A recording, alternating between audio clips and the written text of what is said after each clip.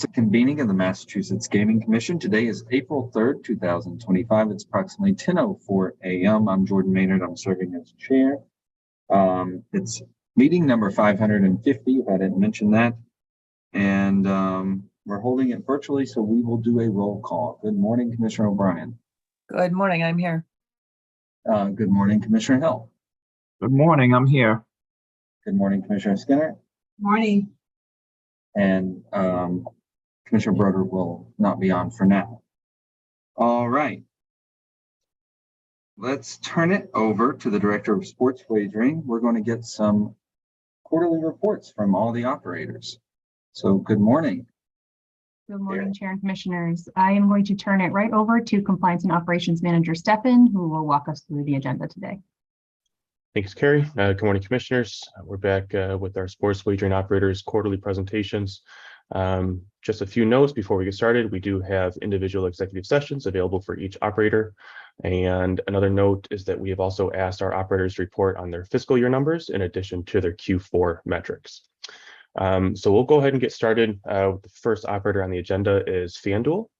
And I see Keita Young is available. Good morning, Keita. Ben as well. I'll turn it right over to FanDuel to get started. Thank you, Andrew. Good morning, Chair, Commissioners, staff as well. My name is Ben Roth. I'm a Director of Regulatory here at FanDuel. Also with me here today is Keita Young and Ashley Cahill, who will also be presenting. It's a pleasure to be here before the Commission to present FanDuel's Q4 quarterly report. I am filling in for Rich Cooper, who was previously presented on behalf of FanDuel, but regrettably could not be here for today's meeting. Happy to hop right into the agenda unless there are any questions leading in.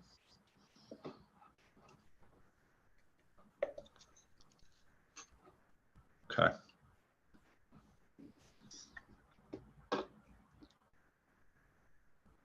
Can we get to the agenda slide and then we'll move from there. Sorry, back one slide. So as I mentioned, here today with Keita Young, who's our Vice President of Community Impact, along with Ashley Cahill, who's our Senior Director for Responsible Gaming. And then, yeah, again, we'll hop right into the agenda, starting with revenue. So in front of the Commission now are the FanDuel's Q4 revenue numbers. Yeah, that also includes the tax and hold numbers. This has all been previously provided to the Commission. FanDuel's very happy with our performance in this quarter in the Commonwealth. If there are any particular questions about these numbers, happy to field them. Otherwise, we'll move on to the fiscal year numbers. Similarly, FanDuel, the revenue, taxes, and hold are represented here. And similar to the quarter, FanDuel has been very happy with the year-long performance in the Commonwealth.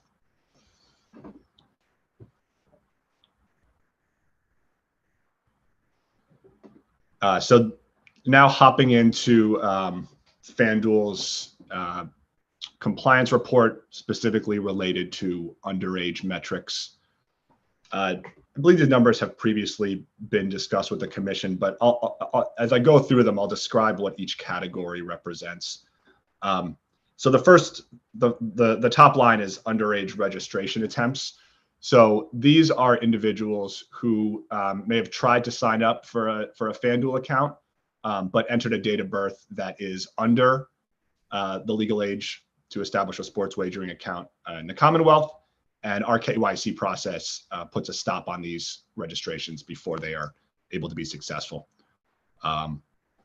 So that's that top line. Let the numbers speak for themselves. The second line is suspected underage use of an account. So this is where FanDuel has developed evidence that a properly a properly KYC'd account is potentially being shared or operated by an underage individual. So that's where an of age, sufficiently KYC'd customer has established the account, but then there is some evidence of underage operation. We have different methods for detection of these types of accounts, and we'd be happy to share a little more detail about that with the commission in a closed session as appropriate, or as requested. The third line, this refers to confirmed underage use of an account. So these are the accounts that start as suspected. So, start as falling into that category in the second line, but where FanDuel receives information from the customer that essentially confirms that an underage individual has been operating the account.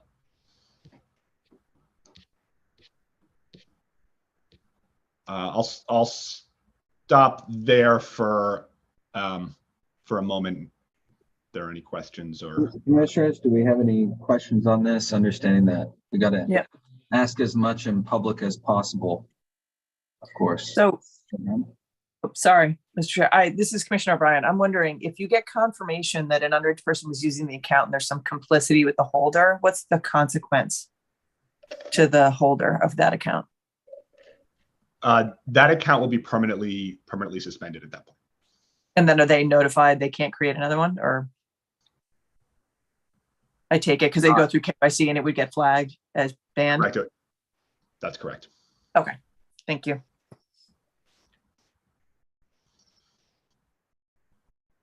Any other questions, commissioners? All right. Feel free to move forward. Great. So I'm happy to go on to the next slide. So I'm going to pass it over to Keita to pick up this one. Good morning, everyone. It's a pleasure to be here as always. I am pleased to be here and have some recent news that I'd like to update you on. So after 2.5 years, I am thrilled to be taking on new leadership responsibilities here at FanDuel, designing and implementing a community impact strategy that is aligned with our goals and values. So I've actually stepped into a new role, and I'm the VP of Community Impact, and I've been in this role for about a month now. But our commitment to DE&I still remains steadfast, and the baton has been passed to our new head of inclusion, JJ Jelks. So with that being said, there still remains the intentionality, our investment in resources, and continued commitment from the company. JJ and I will be working closely together as I focus on our external community efforts, and she continues in making our company inclusive for all. With that being said, I'm going to move on to talk about our end of 2024 year summary, our fourth quarter. So at the end of last year, we leaned into two primary focus areas: workforce enhancement, which is to implement intentional measures to increase and retain workforce diversity for all, and inclusion and culture, creating an equitable workplace where every individual feels valued and respected. I'm going to start with the workforce enhancement. You can go to the next slide, please. So at the end of last year, FanDuel implemented a manager training program with a focus on inclusive leadership. We believe by upskilling our managers, we are creating an environment where there's greater understanding of others and a greater sense of inclusivity. We established tailored individualized training for different business groups. I believe I spoke about this before, about my philosophy about one size doesn't fit all. We are able to cultivate tailored training for each business units when there's identified need. We launched our 5th cohort of the McKinsey program, which we're really proud about, which allows 30 hours of leadership and career development training. The graduation for that cohort is happening this month, which we are really excited about, and JJ is planning all of those activities around that. For our McKinsey alumni, those who graduated out of the program, I think I spoke about this before, we developed our internal learning series, which we call Overtime Sessions, which the last 2 remaining sessions happened in the fourth quarter of last year. The two, perfecting your elevator pitch and fueling feedback. When I was talking to our consultant about the content of perfecting your elevator pitch, what I said to her, if Amy Howe, our CEO, got in the elevator with our participants, I want them to be able to describe what they do in an impactful way. So the content of that session was around how do you develop and showcasing who you are to an individual who's more senior than you. And the participants that walked away from this session thought, wow, that was really helpful and impactful. And then we had a session on fueling feedback, understanding that feedback is a gift, and how do we use it in our career development and growth in our company. So let's move on to inclusion and culture. We have had several highlights this fourth quarter with respect to amplifying inclusion and culture. We believe in acknowledging and learning about other cultures and communities. And during the month of November, we celebrated for the first time Native American Heritage Month. We had robust programming, in-person and virtual panels. We had discussions from nationally renowned Native American tribal officials, business leaders, and academic experts. There were discussions around the role of gaming in the economic development, sustainability, and self-governance within tribal communities. We had an in-office ceramic showcase in Atlanta where we highlighted a Georgia-based Indigenous artist, Dow Redcorn, who's well known for blending traditional designs with national elements. His participation was widely received, and we got a chance to look at some different art that we might not have seen otherwise. We also took the month to highlight our Indigenous community and our business partnerships. We also, during the fourth quarter, were proud to celebrate Veterans Day. We had two outstanding speakers, one in our New York office, one in our Atlanta office. The New York office was a decorated Navy SEAL, a SEAL 6 team member who was involved with the Osama bin Laden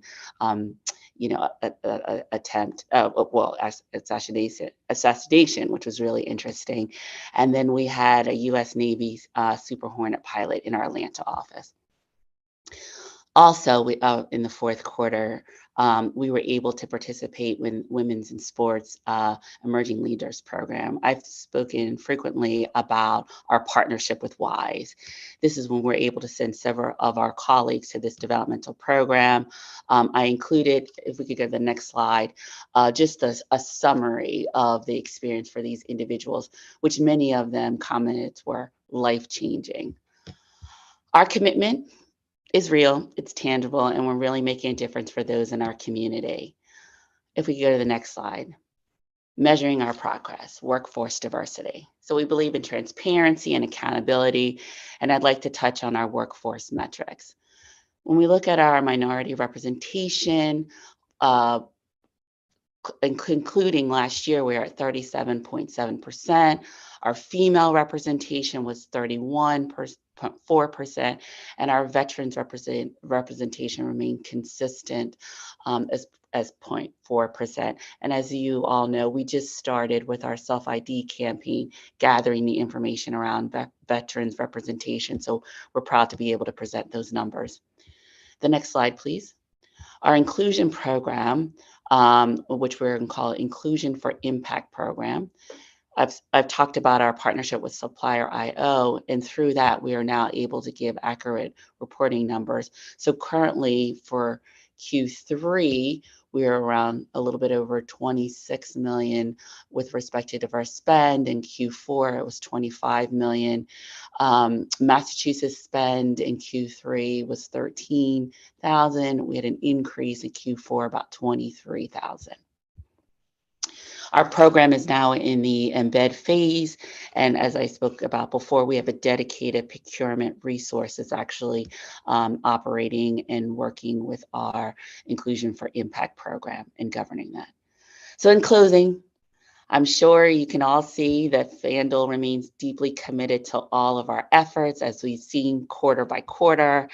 I always love coming to talk to you guys about all our successes and what we're doing in this space. We believe that we have the right approach for our company, appreciating that every company is different. But we believe that we are building a robust inclusive workforce and laying the foundation for long-term success. So thank you for your time. It's always a pleasure being here. And now I'll turn it over to my colleague to discuss responsible gaming.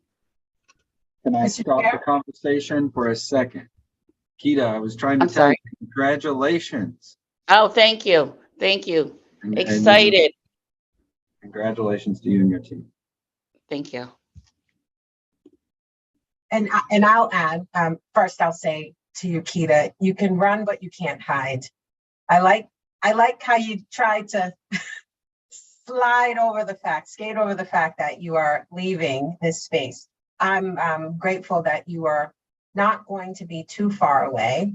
I wish you the best of luck in your new role. And please let JJ know that, I think you said, right? Yes, it's yes, yes. Has some big shoes to fill.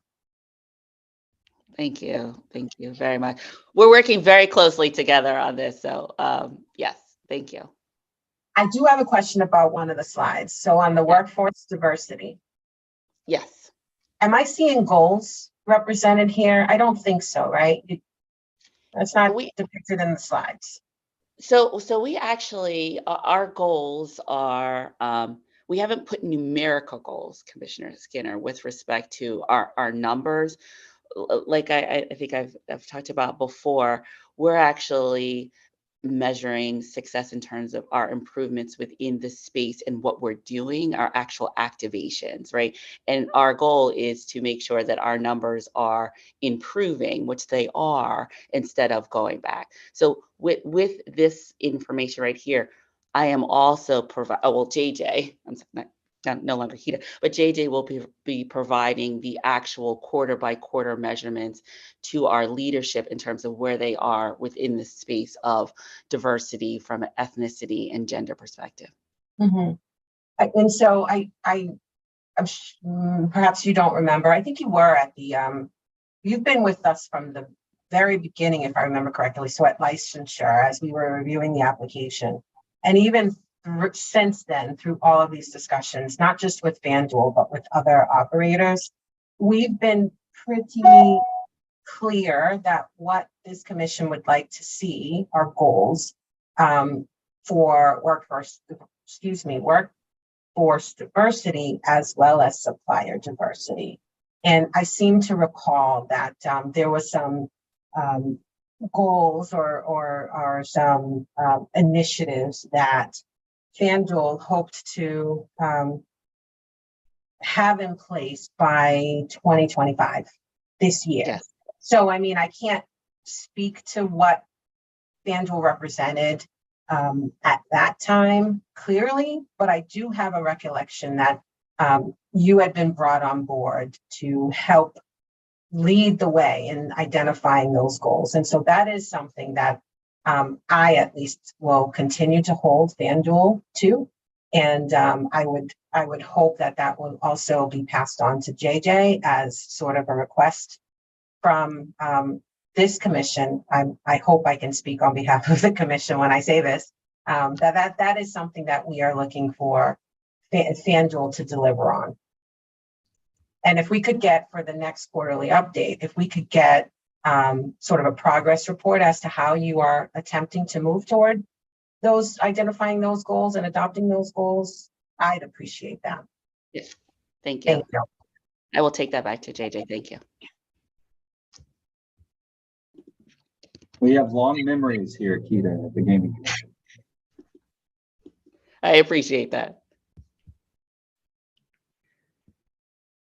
Good morning, commissioners. I'm Ashley Cahill, Senior Director on the Responsible Gaming team. I can also mention that we are selfishly thrilled to have Kita on the Responsible Gaming and Community Impact team and being able to work more closely.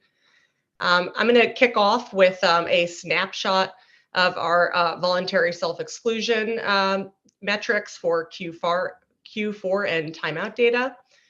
In Q4, we had 120 voluntary self-exclusions. On our FanDuel platform, we do direct customers to game source resources through their website, both generally and upon the point of exclusion or any timeouts. On the timeout front, as a reminder, we offer timeouts between 3 and 365 days. In Q4, 0.2% of our registered Massachusetts accounts did elect to take a timeout with an average length of 255 days and a median length of 28 days. If we can go to the next slide, please. We have a few updates to share when it comes to tool usage among Massachusetts players. When we take a look at Q4, we can see a few trends that have remained the same and a couple shifts from previous quarters. Our most popular core tool remains deposit limits, which I believe is pretty consistent with other operators' data as well. 3.4% of active players were using deposit limits in Q4. And then beyond that, we have the folks using obviously wager limits, max wager size. Player activity statements, I believe we've shared with the commission in the past. You'll see the numbers actually declining a bit here from Q3 to Q4, from 40% to 37%. This is actually due to a strategic shift on our end to focus on promoting My Spend in lieu of player activity statements. I'll share some more details on the My Spend tool in a moment and what our promotional plans look like there, but we really see it as a kind of more robust tool for folks to keep an eye on their play, and it actually also links to deposit limits to encourage people to use deposit limits as well, which we think is helping a bit with the deposit limit activity and engagement. Are there any questions overall on the tool usage metrics and our overall kind of promotional strategy there? Commissioners? No questions at this time. We can go to the next slide, please.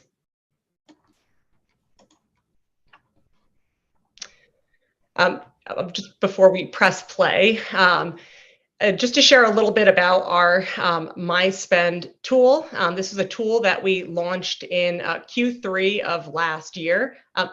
Ian, do you mind going to the next slide? We've got the summary on it. So I'll share a bit before we show the commercial. Thank you. And the new My Spend tool was really developed to help players kind of more easily track and review their personal play activity and manage their budget. We were quite intentional in the naming here, of naming it My Spend, wanting folks to think about their activity on the app as part of their entertainment spend, and of course not a way to make money. And really within the kind of functionality of this tool, players are able to check out their play stats, the amount they've deposited over various time periods, net winnings, let's say over the past 7 days, 4 weeks, 3 months. And as I mentioned before, we do also link to tools from there and encourage folks to use tools. We did develop this tool based on internal research around really kind of better understanding what people were looking for around the kind of functional benefits around tools, and really leaning into the insight and the learning that our customers really want kind of a more personalized experience and to learn more about their own play. We actually developed a new campaign. We'll show the TV commercial in a moment. That was really done intentionally to try to present this tool in a really non-stigmatizing way, trying to be really engaging and inclusive for all players, knowing that we still, of course, do hear from a lot of folks that the RG tools are great, but they're for someone else, they're not for me. So with My Spend, we really want to promote it in a way that feels like it's for everyone, and a really kind of a value add to the player experience. And as part of this campaign testing, we did actually find that 3 of the 4 customers who participated in the focus groups who saw the My Spend ad did agree that tools like My Spend were helpful for all players to track and manage their play. So we're encouraged by that. And as you saw on one of the previous slides, our My Spend engagement actually has been quite strong, with almost 50% of our active players actually engaging with the tool. So we're quite encouraged by that, and we'll of course be promoting the tool more heavily, and incorporating learnings along the way to make sure that we're really engaging with the players in the right way on it. Ian, if I could bother you to go back to the previous slide and press play, that would be greatly appreciated. FanDuel held a shooting contest to promote its new MySpend tool. MySpend makes it easy to view your deposit and bet history all in one place. Because betting without knowing how much you're spending is like shooting in the dark.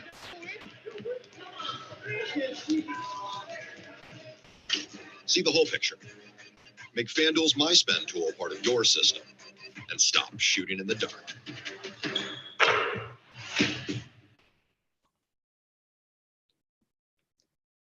And our Shot in the Dark campaign is still running on TV in English and Spanish. We'll be working on a new version of it soon, and looking at doing some fun activations with teams and leagues to promote it further. I do want to pause there for any questions or feedback. Questions, commissioners, feedback? I do Just have a question. No, go ahead, Commissioner Hill. No, very quickly, I have seen this on TV. Looks great. I will note with that, Commissioner Hill and I did a tour of the Basketball Hall of Fame last year. And that's how I shot with the lights on. Commissioner Skinner. I think this is fantastic. It's certainly a step in the right direction. And I appreciate the intentionality put behind this. My question is whether a customer has to opt into this, or is it just it's a tab that they can just click on and it's there? So we do actively promote it through customer communications. We have it available on our RG tools page, and we have communications and content within the app of like little carousel cards and little ads that do promote MySpend. But it is something that folks do have to, directly, they do have to, click and engage. Turn on. Is it like they have to turn it on themselves? It's not just a running sort of tally that they can click just as easily as they can click place a bet, right? This isn't available as one of the tabs for them to click on to see what their spend is. Is that right? So they can navigate to find it in a few areas. It'll be on the RG tool page. They can click to it from some of the areas that I mentioned on like our carousel cards and promotions, as well as, through customer facing communications. But I mean, spending is tracked regardless, right? Yes. And they just click to actually, see the toggle between 7 days, 4 weeks, or last 3. So even if it isn't on the home page, they can easily find it, and all of their information will be there. So they don't have to register or opt into this particular service. Okay, thank you. Of course. And I will mention we are continuing to lean in to really try to promote it more, also considering, opportunities to incentivize use of MySpend, putting a little bit more kind of celebrity power behind promoting it, using some of our responsible gaming ambassadors. So doing a little bit of test and learn there, but looking forward to sharing some of the kind of new tactics over the coming months. And have you done any in-app notifications or advertisement? I'm sorry? Have you done any in-app awareness campaigns? Yes, like so homepage, open up the app, right at the home page. Here is the information about MySpend and how to get to it.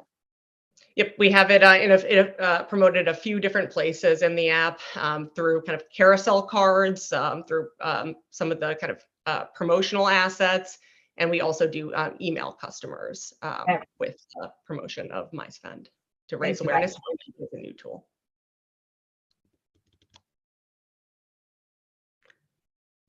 If we can go to the next slide, please. Thank you. And Kita, I don't want to steal your thunder here, so happy to cover it, or happy for you to jump in. I'll let you cover it, Ashley, and I'll just add in, but I'll let you cover it. So do just want to share just a quick update on our partnership with Operation Hope. And, I'll say again, we are thrilled that Kita is now, owning the space and really going to be bringing the partnerships and the programs to the next level. As a reminder, we launched our partnership and announced it with Operation Hope. I believe it was in January of last year. And the donation that we've made to Operation Hope has funded the expansion of their Hope Inside financial counseling program in Massachusetts, where there are 3 coaches who sit within the state who provide free financial counseling to anyone who is interested. And they promote the program in a few ways. One way is really just on the ground, building strategic alliances through organizations like Dress for Success, housing authorities, domestic abuse shelters, really going in and embedding themselves within the communities to reach program participants directly and raise awareness of their services. We've also been linking our Operation Hope coaches up with our partners and have Operation Hope coaches attending Boston Bruins games. You can see a couple of pictures on the right hand of the screen where they're setting up tables and promoting awareness of program resources throughout the venue. And I've gotten some really positive feedback on that. And they continue to, of course, engage in the one-on-one coaching services and also offer workshops. We continue to work closely with the Massachusetts Council on Gaming and Health and GameSense to promote awareness of the Hope Inside program services for anyone as part of the self-exclusion program, as well as a accessible resource. In terms of the metrics related to the program, these are numbers as of December, so they have gone up since then. But it's 636 individual clients who have participated in program services, really in a one-to-one fashion with coaches. They've held almost 500 workshops with several hundred attendees. And in terms of the actual impact of the program, we have more than 60% of the program participants who have already increased their credit score. Just as a reminder, many of the folks who are participating in this program are coming in without a credit score, so it does take them a few months to establish one. A little bit less than half have already reduced debt, and 64% have increased savings. These are generally in line with the kind of program impact metrics that Operation Hope sees as part of the Hope Inside program around the country, but we are expecting to get to, I think, between maybe around 1,500 clients reached over the coming year.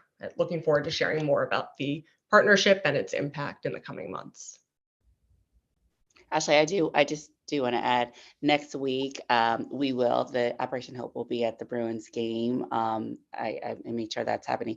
And currently right now, I'm in Louisville meeting with Operation Hope because we are extending our partnership with them here in Kentucky, so I can boots on the ground. I can see what's happening and making sure that we're utilizing them in the right way. So super excited about our partnership with them, and you will see a lot more information with respect to success that we have with them.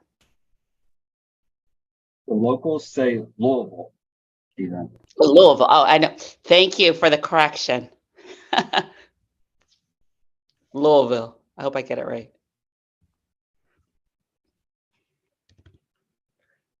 I believe that is it in terms of our kind of prepared content, but of course, happy to answer any questions or hear any feedback. Can we take down the presentation so I can see Commissioners' team? Thank you. Commissioners, questions?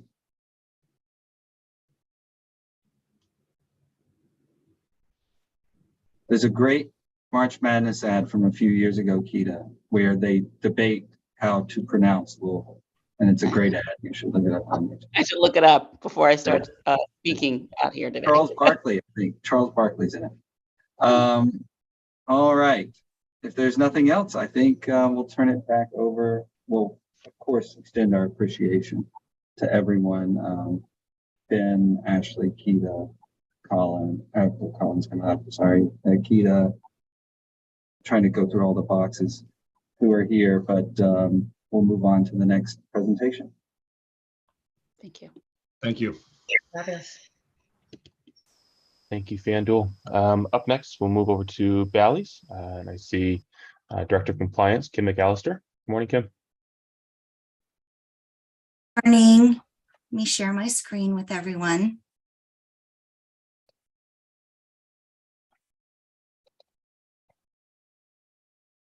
Can you see my presentation? We can. All right, good morning, Chair, Commissioner, staff, and guests. I am Kim McAllister, the Corporate Director of North American Interactive for Bally's. Today, we have with us Jen Regan, our Vice President of Talent, Learning and Development, speaking to our workforce diversity. We also have Nancy Duvall and Colin Bailey from our procurement area, who will be speaking to our supplier diversity and vendor spend. We have Francesco Mosconi, Frank, as we like to call him, our Director of Finance, North American Interactive, and he's here to answer questions on our account registration operations as needed. We have Scott Nyrup and Alex Whitaker in our responsible gaming area, and they will discuss our responsible gaming, community outreach, and charitable impacts. I'll begin with discussing our revenue for the fourth quarter. As you can see, we only have Q3 and Q4 because we were only operating in Q3 and Q4 for the last year. So I don't have all of the quarters for the whole year. Our revenue as reported, as you can see on the screen, was for Q4, $1,243,143.42, with a total of $248,628.68 in taxes collected. Do you have any questions on this particular slide? Questions? All right, we'll we've move seen on. those in the reports. Thank you. I'm sorry? We've seen those in the reports. Yes. too. Yes. Thank you, Chair. Next, we'll go to Jen Regan to discuss our workforce diversity. Jen? Good morning. Thank you for having me today. I'm Jen Regan. I'm the VP of Talent for Bally's. This is my first time presenting to the Commission. I'm here to share with you our workforce metrics. You'll notice comparing Q3 and Q4 here that there are some significant differences represented here, and there are a couple of reasons for that. One of those reasons is that our company is constantly in change and evolution at this point. As you know, the Bally's brand has been around since the 1930s, but our Bally's, as it is today, has only been in existence for a few years. So we're new, and you have been very kind and gracious in recognizing that we are new, and for that we continue to be grateful.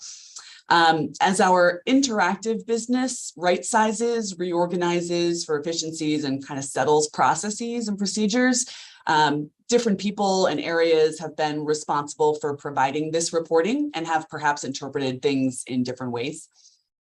All that is to say that we have found our way and identified the correct tools and team members responsible. So while this might look a little bit inconsistent for today, going forward, what we present will be pristine.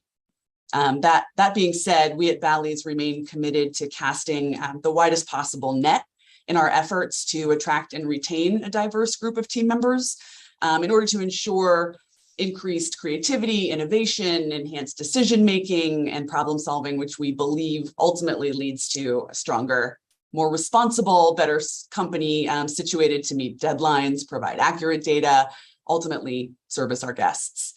I did hear what Commissioner Skinner said about setting goals, and similar to FanDuel, we don't typically set numerical goals. We strive to increase our numbers and set the right balance to ensure the right culture and productivity.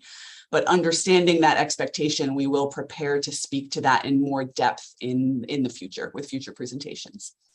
Jen, I appreciate that. I appreciate those comments. And just in all fairness, the expectation hasn't changed since licensing, right? Since the application process. So I just want to make sure that that gets acknowledged on the record. This is not a new request.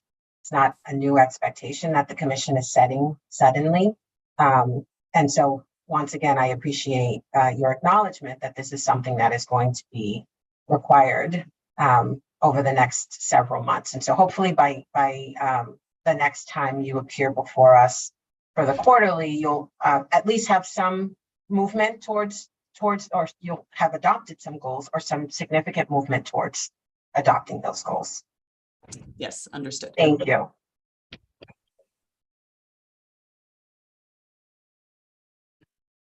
Okay, Jen, have you concluded? Sorry, yes. Okay, we'll move on to our next slide, our vendor supplier spend and supplier diversity. Nancy and Colin will be discussing this slide.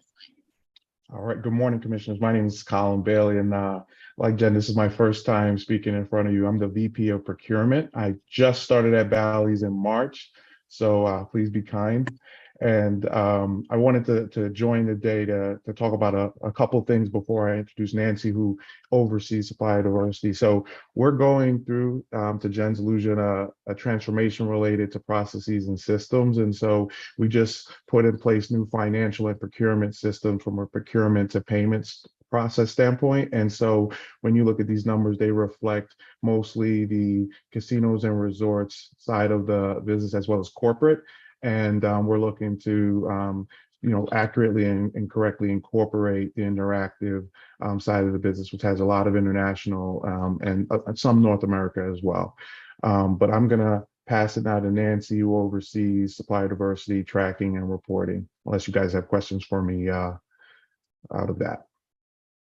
All right, Nancy. Thank you, Colin.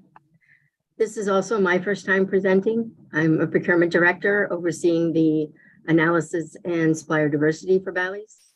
And for Q4, our MBE diversity spend was a little over 3 million, 8.5% approximately. WBE was a little over 6 million, 15% of our spend. BBE was 400,000. 1% of the spend, and then the other few classifications that we have increased from Q3, so that's a good sign. The Massachusetts diverse spend was 11,000.028%, and our total diverse spend was 10,300,000, or approximately 26% of our total addressable spend, which was 39.7 million for Q4. Did anyone have any questions on our numbers? Commissioners, questions? No? Thank you very much. I hope that we were easy on both of you. Yes. Thank you. A cold bench is a good bench sometimes. Thank you. Right. Thank you, Nancy and Colin. Thank you. So move on to our account registration snapshot for Q4. In our registration attempts for underage players, the attempts total was 38. Our registration attempts for known employees was 0. Registration attempts for VSE and mandatory excluded patrons was 42. And we had a total of 123 account registrations that required enhanced identification verification during the registration process. Do we have any questions on these numbers in this slide? Questions, commissioners, on this particular slide?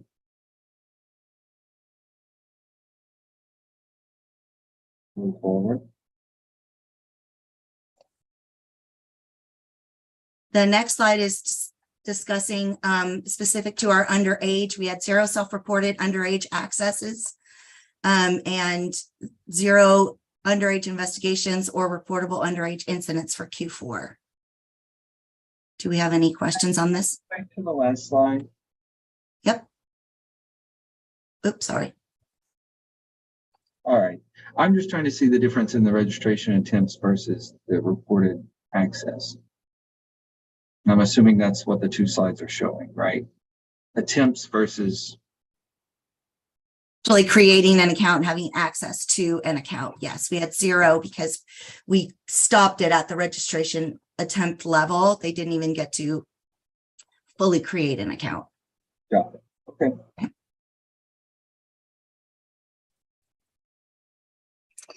The next slide, we had a total of 144 locked accounts due to failed authentication, 74 duplicate accounts, and 0 identified sports team athletes, coaches, referees, and 0 prohibited persons identified, and 0 proxy bettors or agents. Do we have any questions?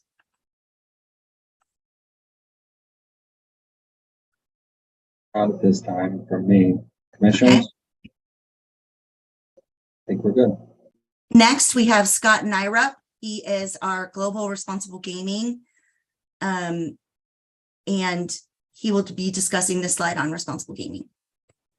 Thanks, Kim. Welcome. Good morning, Chair, Commissioners, and guests. This is also my first time presenting in front of everybody today. Responsible gambling for quarter four, voluntary self-exclusions. We went from 34 in quarter three to 28 in quarter four. I'm pleased to also tell you that in quarter four, we reached out to 213 of our players to inform and educate our players for our third parties, relationships and partners, which is great news. We've also seen significant increases in our tool usage as well, which is also a great read. We've got 342 deposit limits, 34 wager limits, 36 spend limits, and 249 self-exclusions. There were no significant updates or modifications or technical enhancements related to responsible gaming during this period. However, we have, within our framework, we've got so much planned for this quarter. Any questions on these numbers, or we can go to our lottery? Thank you, Kim. No questions this time. Thank you. Although we had some initial discussions around lottery in quarter three, there are no material updates for quarter four. I'd now like to hand you over to Alex Whitaker, who's going to tell you some of our exciting initiatives which we achieved in quarter four. Thanks, Alex. Well, thank you, Scott. We just wanted to update you a little bit on what we had done around Problem Gambling Awareness Month. So this largely is within Rhode Island. So we partnered with Epic Global Solutions, the Rhode Island Council on Problem Gambling, and the Lottery Division, and we put together a huge campaign. And it was basically to support and raise awareness about responsible gambling, prevent underage play, prevent problem gambling and any related harms, basically. So we held, one was online, so we didn't just maintain this for Rhode Island. We applied this across our interactive base. So now anybody who is under the age of 25 will receive a separate communication with regards to limit setting. And we are looking to have a target around that. We wanted to set a base value and then go from there and look to further increase the number of youth players who are gambling that will have a limit in place. We had a mentor challenge, so we were having parents, teachers and coaches come into a webinar, and they were going to learn from speakers to make sure that they're keeping an eye on the people in their lives. A leaders challenge, so we had a community college event that we did information giving, where we wanted to try and get leaders to share about how we could protect people when they're online gambling, and then a messaging challenge. So this is where original work was to be submitted by attendees of colleges within Rhode Island around their views on problem gambling. Again, it was awareness and education. So there's some information there on the left, but I'm sure we can share this with you later. But any questions on this particular element of what we've done in Rhode Island specifically today? No? Thank you for filling us in. Thank you. No worries. Next slide, please, Kim, when you're ready. Great, thank you. And so this is our Game in Good Hands brand. This is a loyalty brand. It's a safer gambling brand. It's a promise that we make to our players. So this has been live in the UK for a number of years, and we thought that Problem Gambling Awareness Month So March would be a great time to launch this for our interactive sites in North America. So this is on all of our online ventures, and we're also putting some on our casinos and resorts web pages where we can. And so it was launched on the 2nd of March in line with Problem Gambling Awareness Month, and it is part of the campaigns that go out to players. So not just safer gambling campaigns, but marketing campaigns. Everywhere you will see this little stamp of Game in Good Hands, and it is literally just to promote safer gambling tools and resources to whoever needs it. And again, we've got some goals around increasing awareness. We're using consumer insights to measure that. We just want to drive engagement with them. We have that special emails and SMSs for 21 to 25-year-olds. We've kind of just refreshed the messaging and the collateral that you see kind of on sites. So we think that's a nice graphic, and hopefully people will engage in it. Any question on Game in Good Hands? No questions at this time. Brilliant, thank you. Okay, so again, teaming with Epic Global Solutions, we've got a 3-year pioneering relationship with them. We have rebranded our casinos and resorts training. So this module was released in January, so around 8,500 casinos and resorts employees, and it is it's beautiful. I think it was created really well. It's got really nice images. It's very interactive, and it's been released as part of our relationship with Epic, and it comes from a basis of lived experience as well as all of the other things you would expect to be in responsible gambling training. So we're just letting you know that that's had a bit of a revamp. Any questions on that? Great. Okay, so just a little bit more about our relationship with Epic. So what you've got there is in September, we released a Responsible Gambling Education Month lived experience talks. So we had 2 during that month. We have 2 during Problem Gambling Awareness Month, and we also have 2 during Safer Gambling Week, which is the US celebration. We've had a senior leadership masterclass. We've had them create our responsible marketing training, which is a requirement from the DGE, but again, we include our global marketing team so that they all have the expanded training. We've had back of house awareness video go out. And as part of that, so our rep funding, so from the UK as part of our research, education and treatment, we have supported more than 500 UK schools served through the Youth Education Initiative, where we have members of the Epic team go in, and it's been across the country within the UK, to schools and just basically educate on the danger of gambling, and they make it more livable. So they talk about gaming, loot boxes and so forth to try and frame it in the youth mind. And again, it's a raising awareness and education just for people before they get to the age where they can legally gamble. Any questions on that?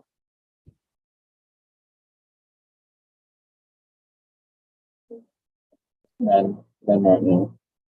Well, and then my final thing is about our anti-human trafficking awareness program. So we've recently launched this at our casino in Chicago. It is, of course, I'm sure everybody is aware that our casinos are at a higher risk of potentially having human trafficking happen because of the large amount of people that pass through.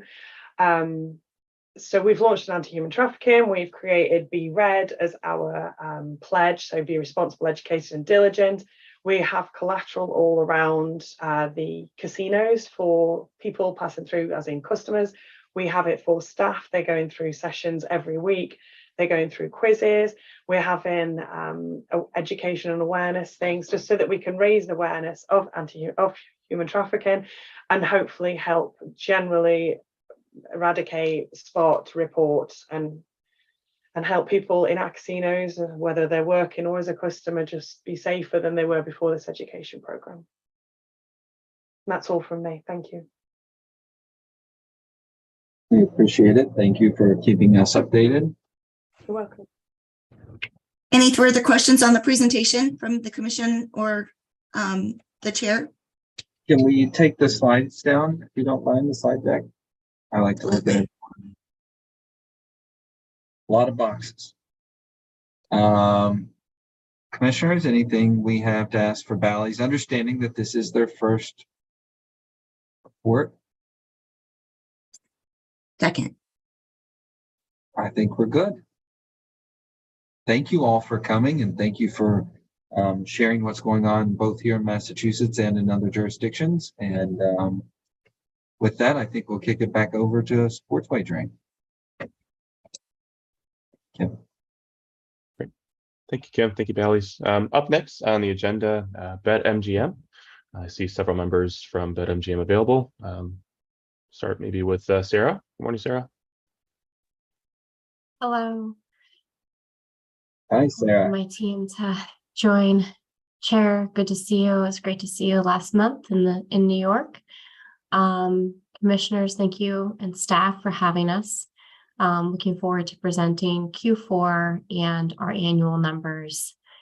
My name is Sarah Brennan. I am Vice President of Compliance for BetMGM. With me today, we have Richard Taylor, Director of Responsible Gambling, Josh Wiseman, Director of Licensing, Richard Egge, Senior Analyst of Regulatory Administration, Jasmine Polite, Senior Director of Diversity, Equity, and Inclusion.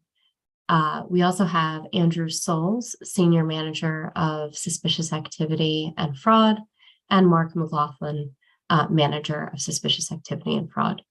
So we can go ahead and kick off our presentation. Rich, if you wouldn't mind putting it into presentation mode.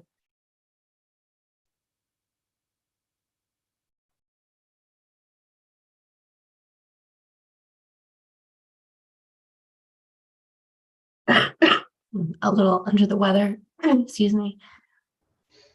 Pardon me 1 second, just as I try to figure out to share the correct screen here.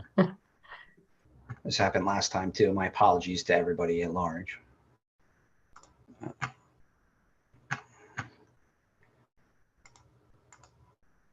And we want to make sure it's the correct one and not the incorrect one. We're in the right state anyway, so we're halfway there. Okay.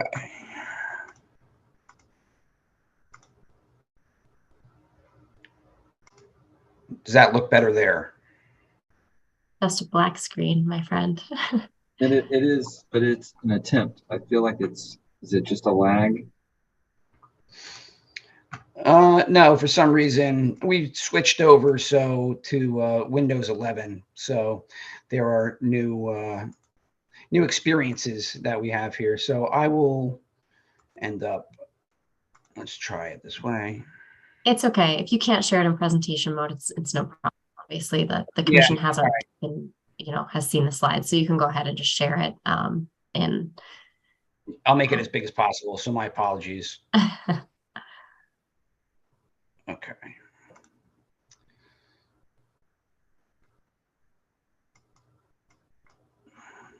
I will do this and we will be off.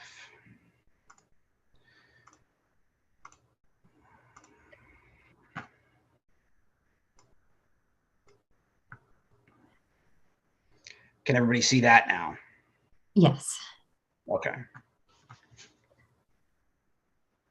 Okay, we'll kick off with revenue. You can skip ahead, Rich.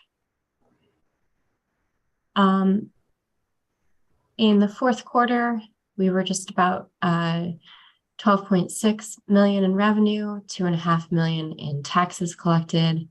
Our annual numbers were 40.9 million with 8.1 in taxes collected. We'll move into vendor utility.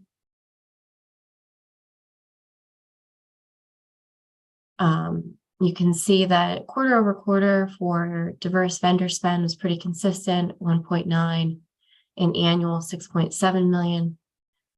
Into the diversity spend, again, fluctuated with seasonality of the sports calendar. For diverse and small, annually 2.7 million, 3.2 for small only, and just about 700,000 for diverse only. For MBE, we're at 2.1 million for the annual spend. Excuse me. Just over 100,000 for veteran business enterprise and 1.5 for women business enterprise. Next slide, please. And total vendor spend down a little bit in Q4, just under $1 million, and for the year in total, just over $4 million. And our diversity spend went up a little bit in MBE in Q4, down a little in small business. And you can see our totals for 2024, about 150,000, and then 36,000 for small business. I'm going to hand it over to Jasmine to get into human resources if there's no questions. Good morning, everyone. Next slide, Rich. Okay, so if we look at Q4 of 2024, you can see that roughly 44% of our overall employee population identifies as minorities. And what's really exciting to see is just under 50% of those folks are at the non-manager level, and just under a third are at the supervisory or manager level. Our veteran population continues to be our smallest group at 1%. And our women and non-binary folks make up about 30% of our org. And again, it's really exciting to see that that is pretty evenly split between 37% for our women and non-binary in managerial roles, and 37% as non-managers as well.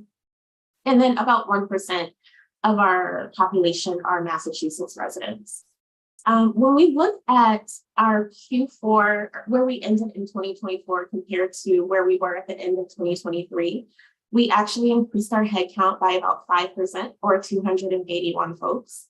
And we increased our minority, women, and non-binary in Massachusetts populations as well, across the board year over year. But we did see a decrease in our veteran population, majority at that non-manager level. So a decrease year over year of about 2% of our vets. That's it for me. Sorry, Chair. Ms. Jasmine, Chair? I don't know how long you've been on this meeting, but I'm going to repeat what I communicated to the prior two operators, is that I would be looking to see your progress on identifying goals for workforce diversity in the upcoming meetings. And so the specific request is for next quarter, if you could be prepared to report on any progress you've made on identifying goals. If you have those goals already identified and implemented, that would be even better. Definitely, Commissioner Skinner. We are in the process of actually finalizing what those goals are. So hopefully by next time we meet, we will be able to share out what our DEI goals are for you.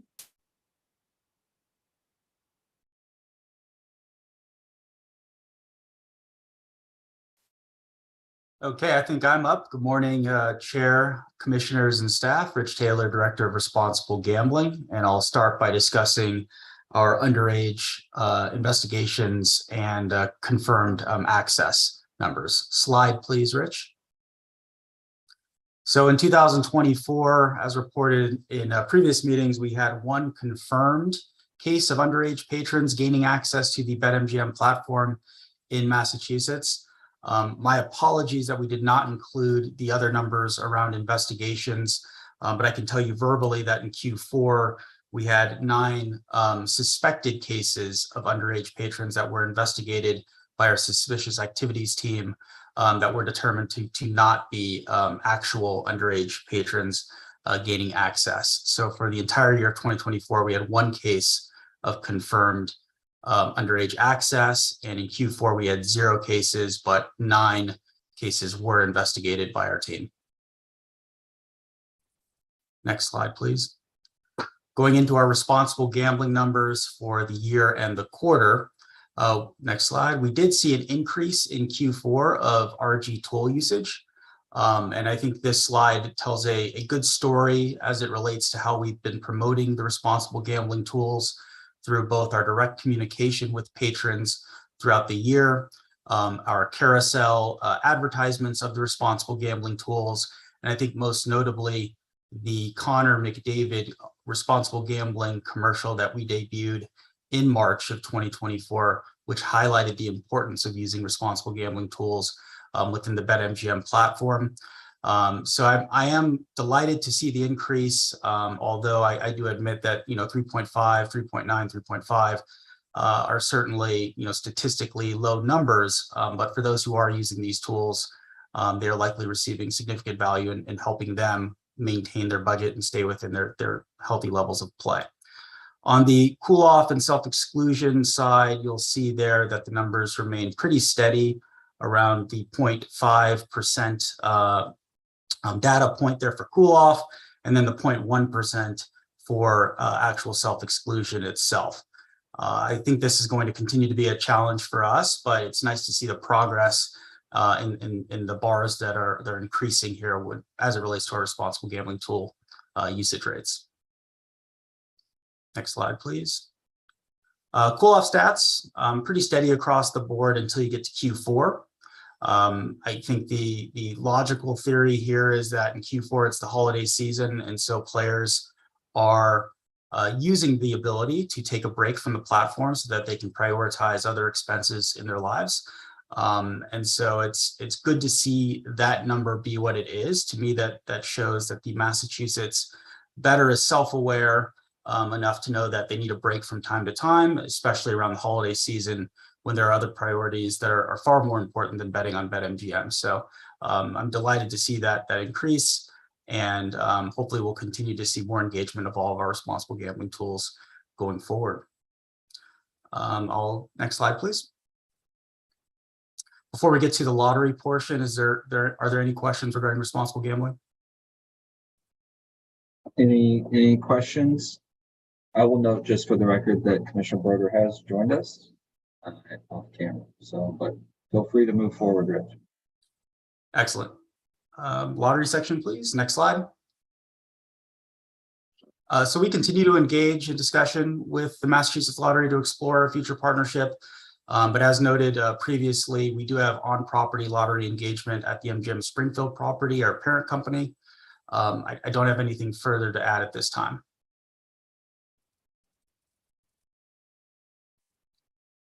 Right, I'm not sure who's taking this one, but I will turn it over to my other teammate. Great, thank you, Rich. Let's go to the next slide, please.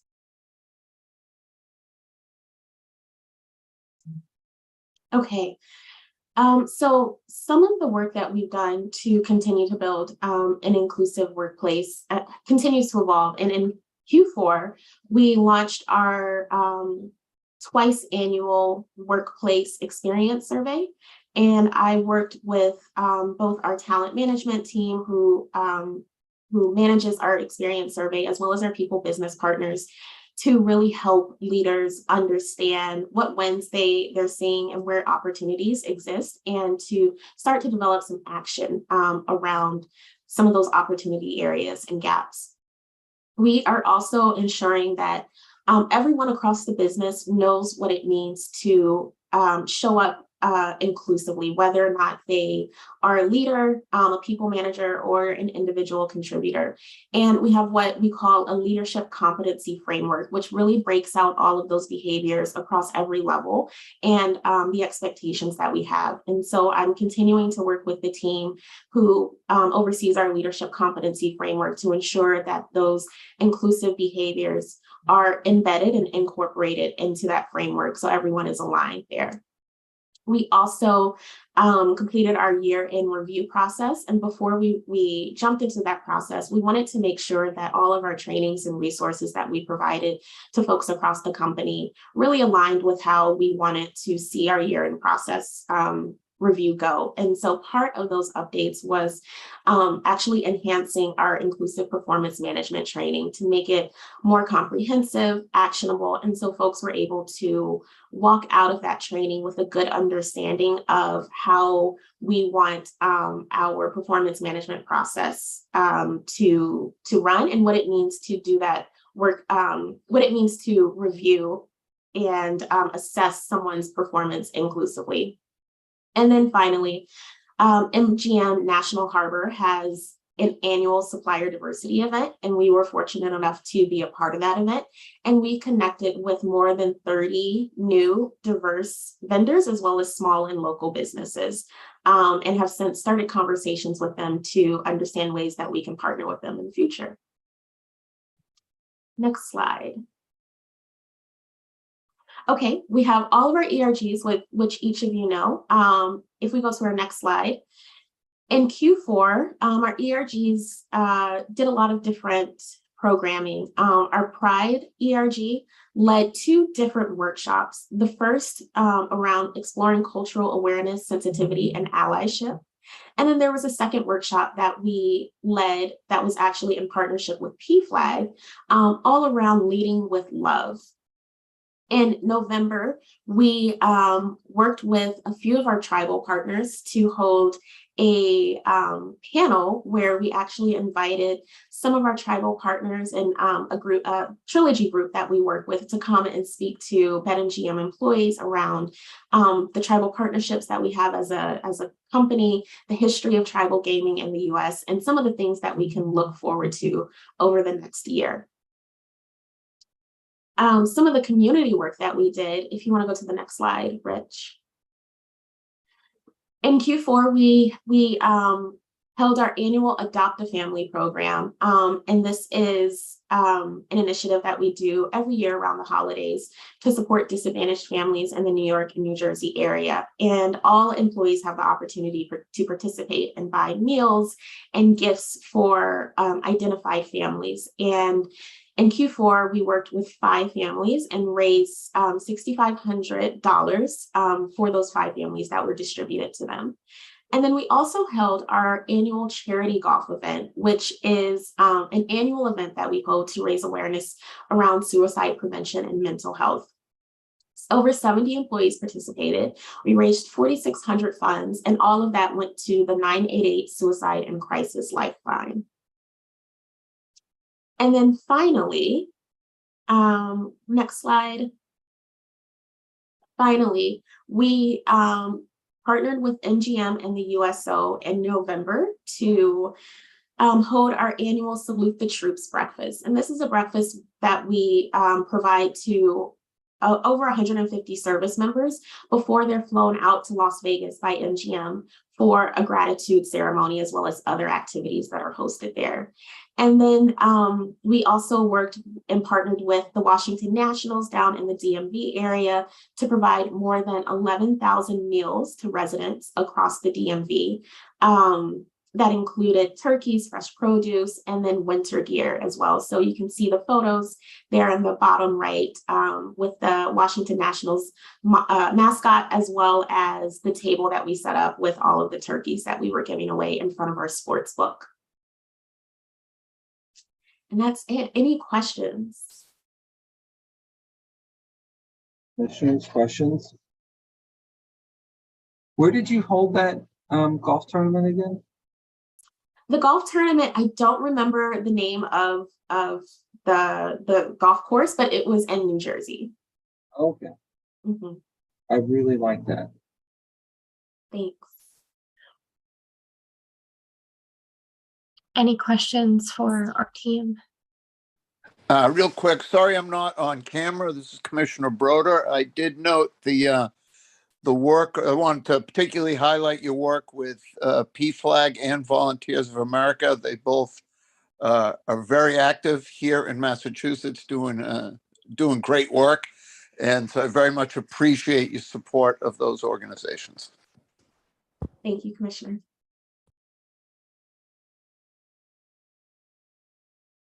Well, thank you as always for having us. Looking forward to presenting some additional progress next quarter. And it's great to see you all, and enjoy the rest of your day here.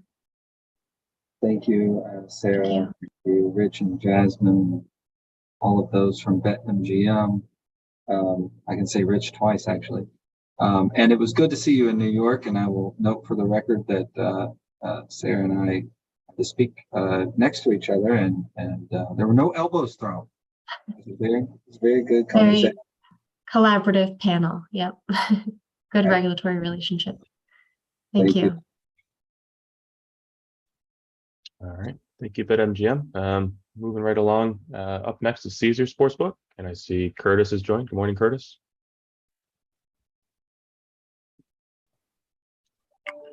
Thank you, Andrew, and good morning, commissioners.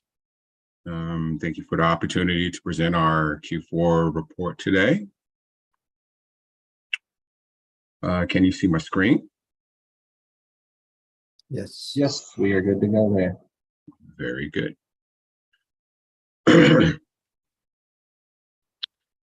Allow me to introduce the Caesars team for today's presentation, excuse me.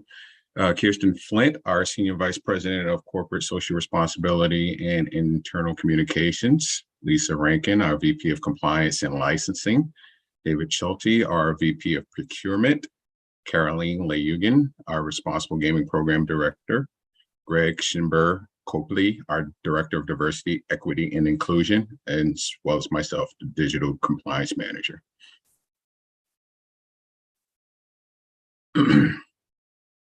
To start, we'll look at revenue for Q4. As shown on this slide, we maintained momentum for the most part in Q4. The NFL season helped us a lot there, roughly 1.2 million revenue on average. Certainly on this slide, you can see too, what we did for the year, roughly 12.3 million in revenue for the year. Certainly it's a great year for sure, and we look forward to keeping that good momentum heading into 2025. Any questions on this slide? No questions, Curtis. Okay, all right. I will turn it over to Greg to discuss workforce diversity. Perfect. Thank you, Curtis. And greetings to the commission, commissioners, and guests. Greg Schimber, Director of Diversity, Equity, and Inclusion. So I'll start by talking about our workforce diversity, and then I'll wrap up our presentation with our community impact. So for workforce diversity, before I get into the numbers, I'd just like to highlight that we continually aim to provide a workplace that is engaging, empowering, and inclusive for all team members, and embracing a culture of openness, passion for service, and recognition. So our ongoing investment in professional training and development, as well as safety, health, and well-being, and team member recognition is linked to guest satisfaction and community engagement. They're all important factors of our success in delivering strong business results and creating value. So we have approximately 50,000 team members throughout the organization, and that is excluding all of our tribal partnerships. So talent acquisition and retention are key priorities for us. We maintain a wide range of channels for recruiting, and that includes outreach to academic institutions, training, trade training centers, culinary institutions, and nonprofits to help source dynamic pools of candidates who represent communities in which we operate across the U.S. So we strive to inspire team members through our mission, vision, and values, and our code of commitment. So to evaluate team member experience and our retention efforts, we do monitor team member several measures such as turnover rates, team member satisfaction, and so forth. So we send out these team member experience surveys to help us further understand the drivers of engagement and areas for which we can improve. And these surveys are completed on a regular basis. Before I get into the numbers, we also maintain programs to help our team members improve their health and well-being, as well as their development. And these programs strive to provide metrics to demonstrate improvements in health for participating team members, as well as their family members, and continue to make enhancements of our offerings and well-being programs with a wide range of affordable options. So in relation to our workforce diversity, in Q4, in last year, we completed a job level mapping for the entire organization, standardizing levels and categories of roles. So in Q4, you will see the numbers here, which I'll read off in just a moment. While this adjustment resulted in some minor changes to role levels, the overall workforce diversity numbers and representation remain largely consistent. So in relation to our workforce for Caesars Digital or Caesars Sportsbook specifically, you will see as far as our minority representation, that is roughly 35% of the workforce. 24% of that is an executive role, and then 37% is manager and supervisor. And the representation for women, the total representation is 23% for Caesars Sportsbook. And you'll see the breakdown, 10% in executive leadership, management, or manager and supervisor is 24%. This is where there's a slight change in this next one, which would be the veteran. So this is a self-disclosed category for us. And so you will see that the total representation is roughly 2%. There's 25 individuals out of 1,529. So 1% is an executive leadership, and then it broke it down into 2% into manager and supervisor and entry level, respectively. And then as far as Massachusetts representation, we have 4 total, which is just under a 1% representation. So you'll see if you saw the Q3 numbers, there's just a variation of just a few headcount with that. Any questions regarding that? Questions, commissioners? I do have a question, Mr. Chairman. Greg, hello. I thank you for your recitation of all of the resources that Caesars has been putting towards workforce diversity. Could you speak to your efforts to identify realistic goals for staffing? Yes. So, so we concluded our 5-year workforce diversity goals that we established in 2020. So it was a 5-year program. However, we're continuing to comply not only with demographic requirements that's outlined by various regulators, but we will continue through our talent acquisition to make sure that there is broad representation. And so as far as goals, I recognize or acknowledge the discussion from earlier conversations today regarding goals and future presentations. So as we have some additional information to share regarding goals, I'd be happy to share at that point. But we did hit the end of the 5-year goal that was set. I appreciate that. However, I am going to put some additional pressure on Caesars, as I have been doing with the other operators, to come back next quarter with some more definitive information, guidance, directive that you've issued relative to identifying these goals. Sure, absolutely. Thank you very much. You're welcome. Okay, Curtis. Thank you, Greg. Okay. If we're done there, we'll pass it along to Dave for vendor diversity. Good morning. I'm glad to be back at work so I can participate in these presentations and look forward to continuing them in the future.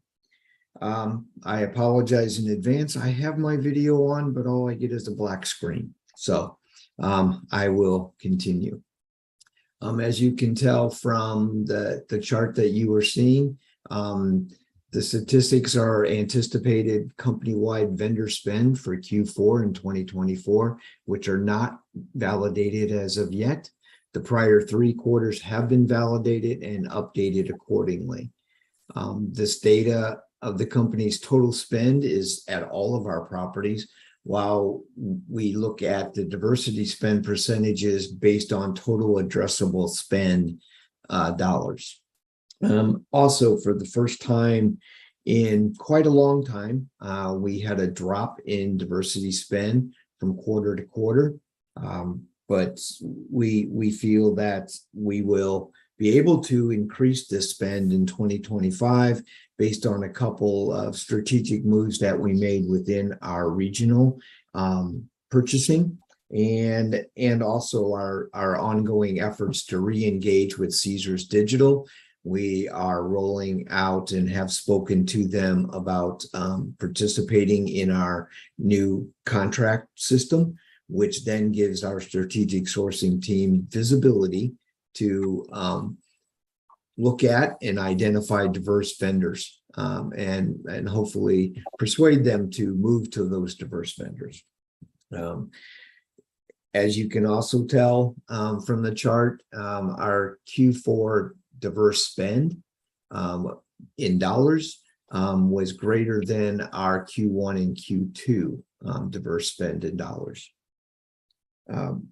Do we have any questions from the commissioners on the chart that you are seeing?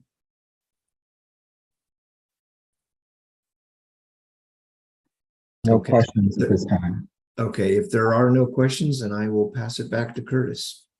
Thank you. Okay. Thank you, Dave. Let's talk about play management reporting. For play management reporting, here's our quarter-over-quarter comparison as well as year in total for the top used RG limitations. So on this slide, a few things. Number of accounts registered in RG programs have increased quarter over quarter. We see some fairly consistent numbers of those patrons clicking the RG resource page using cool off and those using the wagering deposit limitations, those options there. Q3 was favorable for customers and Caesars. We had a lot of promotions in Q3, and that contributed to that fluctuation there.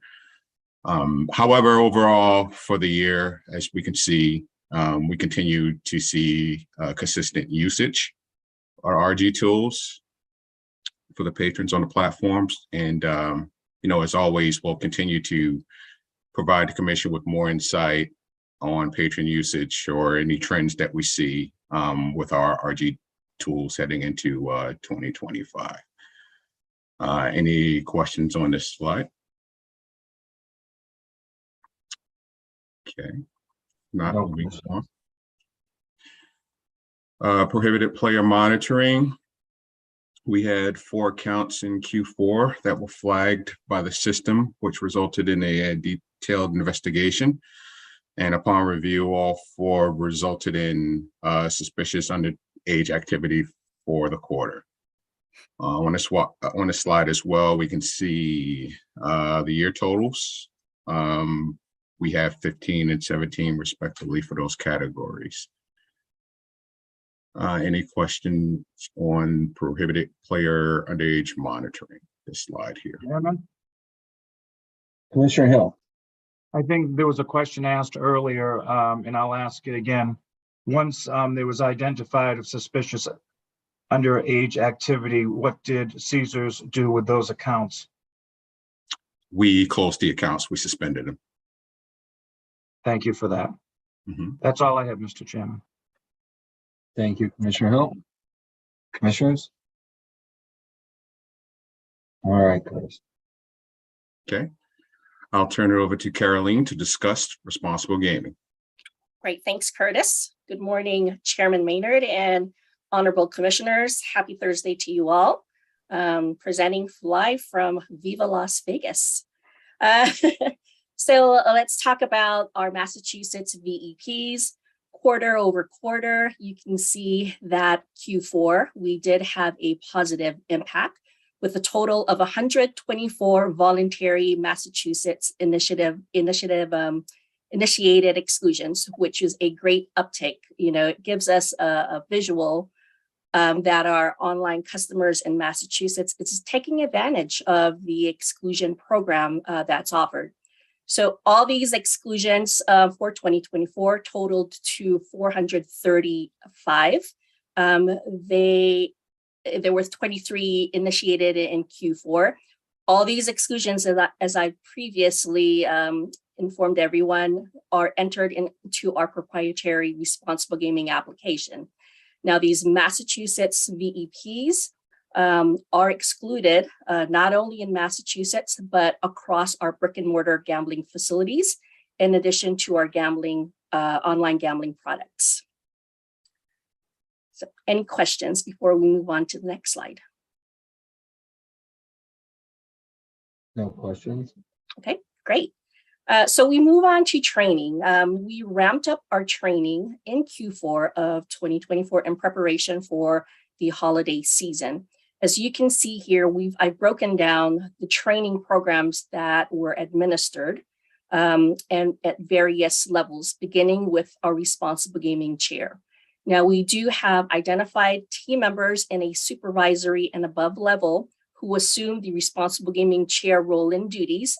They have oversight of the policies and procedures, and they need to maintain, the effectiveness of the program. They conduct quarterly audits to ensure that our program policies and practices are being implemented across their property, in addition to our online, on our online products as well.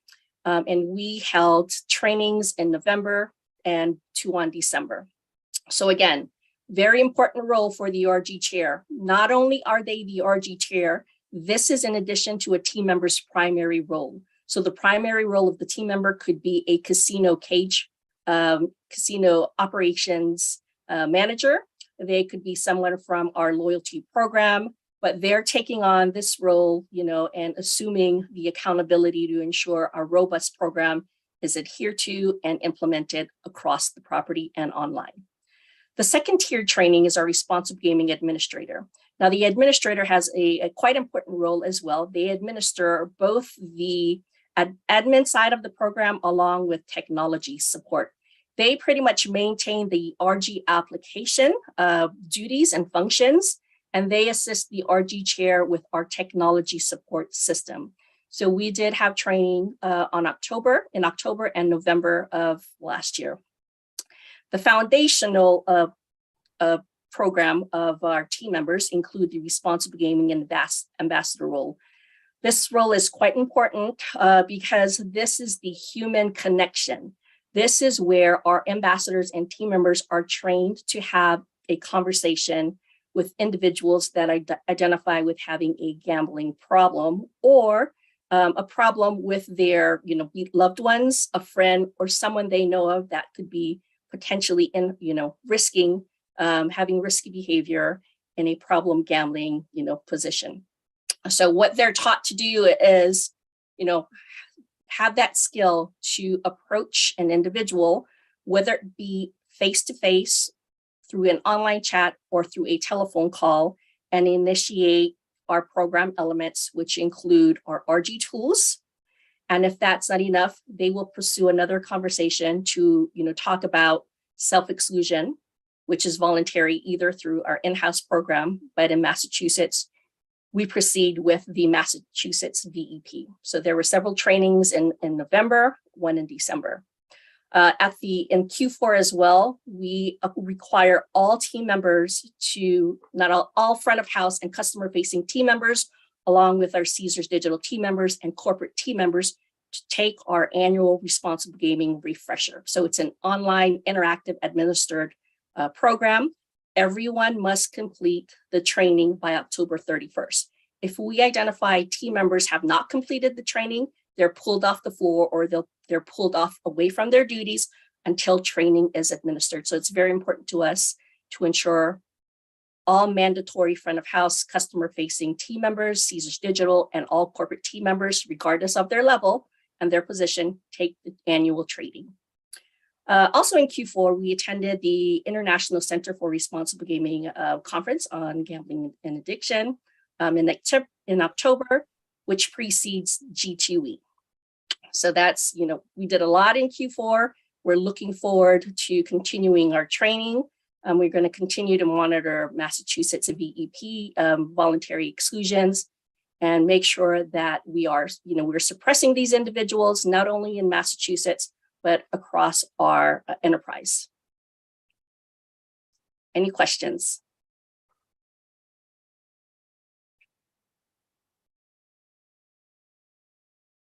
Okay, hearing none. Thank you all for listening. I look forward to seeing you hopefully in July at the Wow. NCPG conference.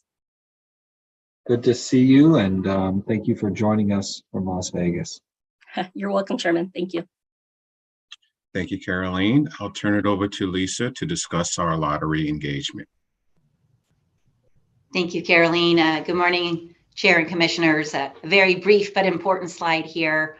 I mentioned this in our last presentation. We partnered with the Massachusetts Lottery in Q4 on their Merry and Bright Scan to Enter holiday promotion. We had that advertisement within our Caesars Sportsbook application, and we continue to work with them. The lottery's next ticket scan promotion launches April 15th, and so we'll be promoting those assets as well in that upcoming promotion.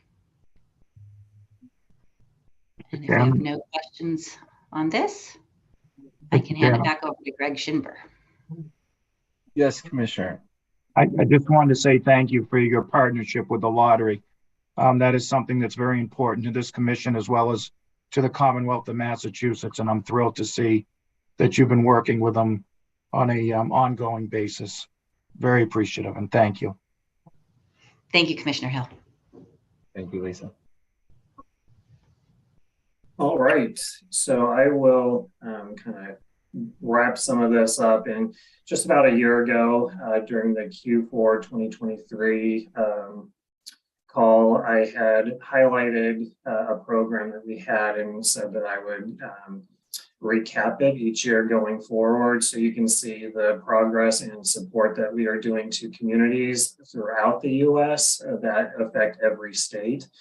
And so Caesars, we have a program called Caesars Makes Change that was initially piloted in 2021. And the program, participating properties get to choose 2 local charitable organizations and 1 national organization that's selected by the corporate social responsibility team to be part of the NRT or the options for the NRT machine. So when they go to cash out, they have the opportunity to donate some of their proceeds to any of the 3 organizations. And so since 2021, we have selected 2 national organizations, the Boys and Girls Club of America, as well as Meals on Wheels America. And in 2024, our guests generously donated over $2 million to these programs, and the funds were distributed to these 2 organizations. And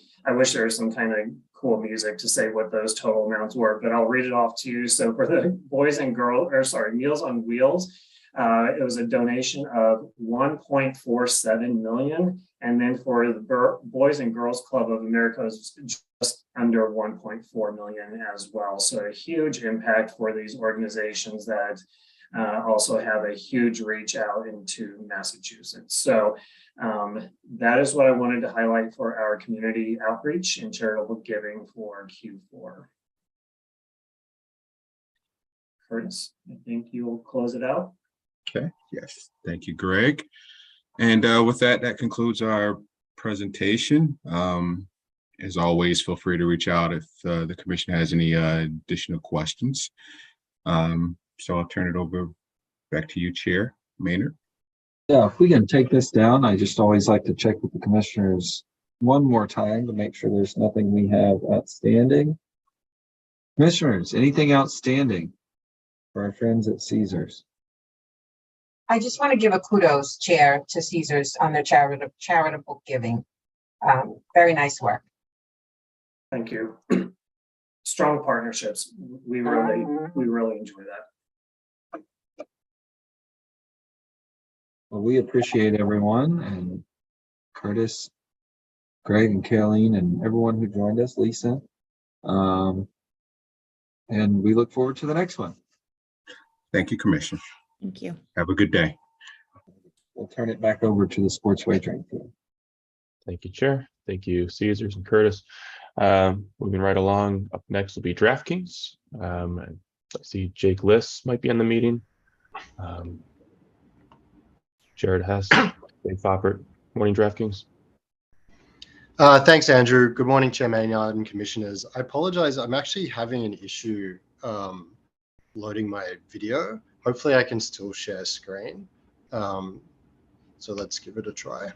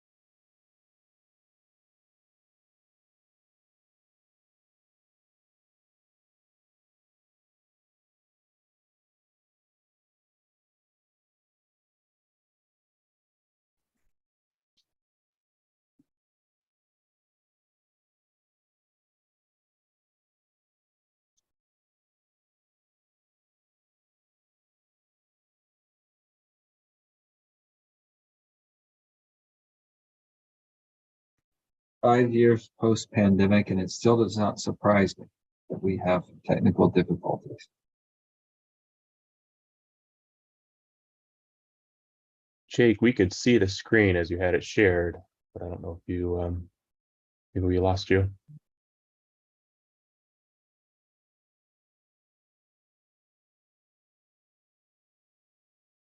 Yeah, so I'm not seeing anything right now. I apologize, everyone. I'm actually not sure exactly what's happening with technology here. It might take me a minute to resolve. You had the screen shared, Jake, but it looked like you were still muted, or you muted yourself. Let me try again.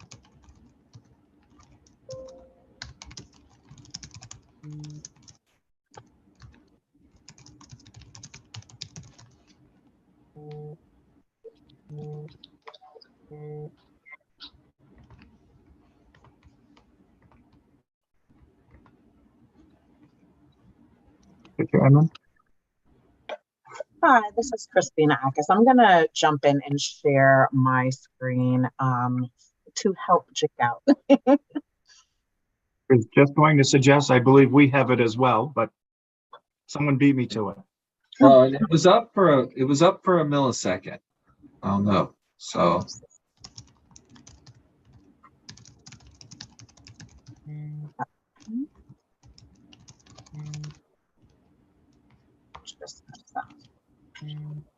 Perfect. Okay. Are you guys able to see the screen? Good. Perfect. Yes. So perfect.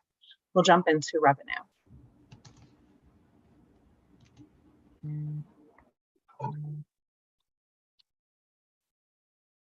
Jake, are you able to see the screen so you can navigate?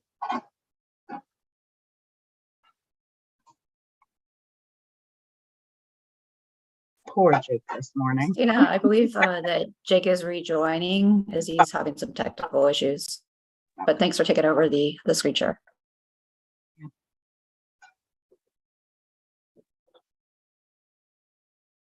you all are close enough to just come right into the office for our quarterlies. I'll note that.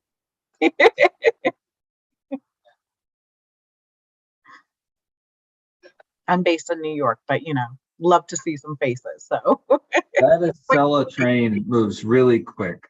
Just- Been a minute since I've been to your office, Chair Maynard. Even though the Yankees are off to a good start, a great loss yesterday and a great win for the Red Sox. Thanks for rubbing it in. right.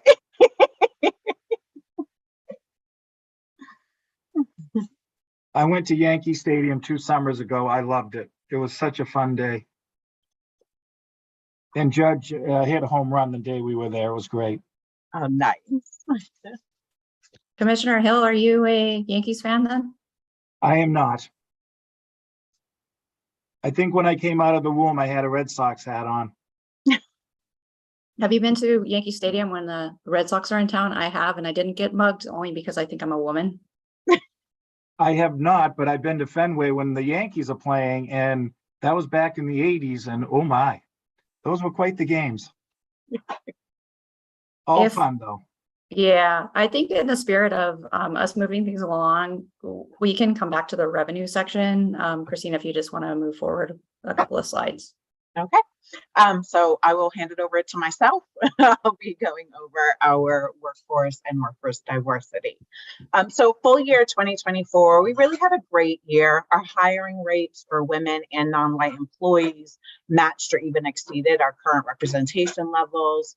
But as mentioned last quarter, we did have a lot of mergers and acquisitions as well. So our overall representation has either remained or decreased based off of the total growth that we had at DraftKings. But still really great work by all of our teams in regards to recruitment and hiring efforts.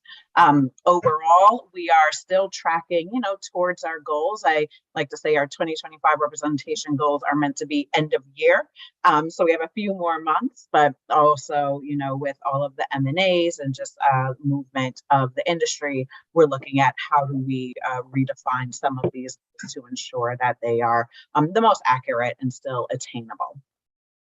So as you'll see, compared to 2023 for full year, global female representation did drop slightly from 27.2% to 26.9%. And our non-white US representation dropped from 35.1% to 21.7%. Though we did have global veteran headcount grow, but representation levels did maintain at 1.1% year over year. Going into some of our recruitment efforts in Q4, we really continued to focus on, diversifying our workforce through recruitment efforts such as conferences that align with some of our diversity goals. So we did partner with Women Impact Tech. We ensured that our recruitment marketing campaigns also highlight our culture benefits and commitment to a culture of belonging to make sure that we are attracting great talent out there. Our efforts have also been recognized by the Boston Globe, Built-In, and Sports Business Journal as top place to work based off of our continued commitment to producing a great culture that results in a high-performing company culture. As you'll see here for Women Impact Tech, we were also a 2024 Accelerator Conference sponsor in New York, and we were recognized as Women Impact Tech's 2024 list of progressive companies empowering women in tech award. Thinking of just also development, so we really like to focus on how do we ensure we are giving the tools, resources, and support to our employees internally to make sure that they are able to be successful.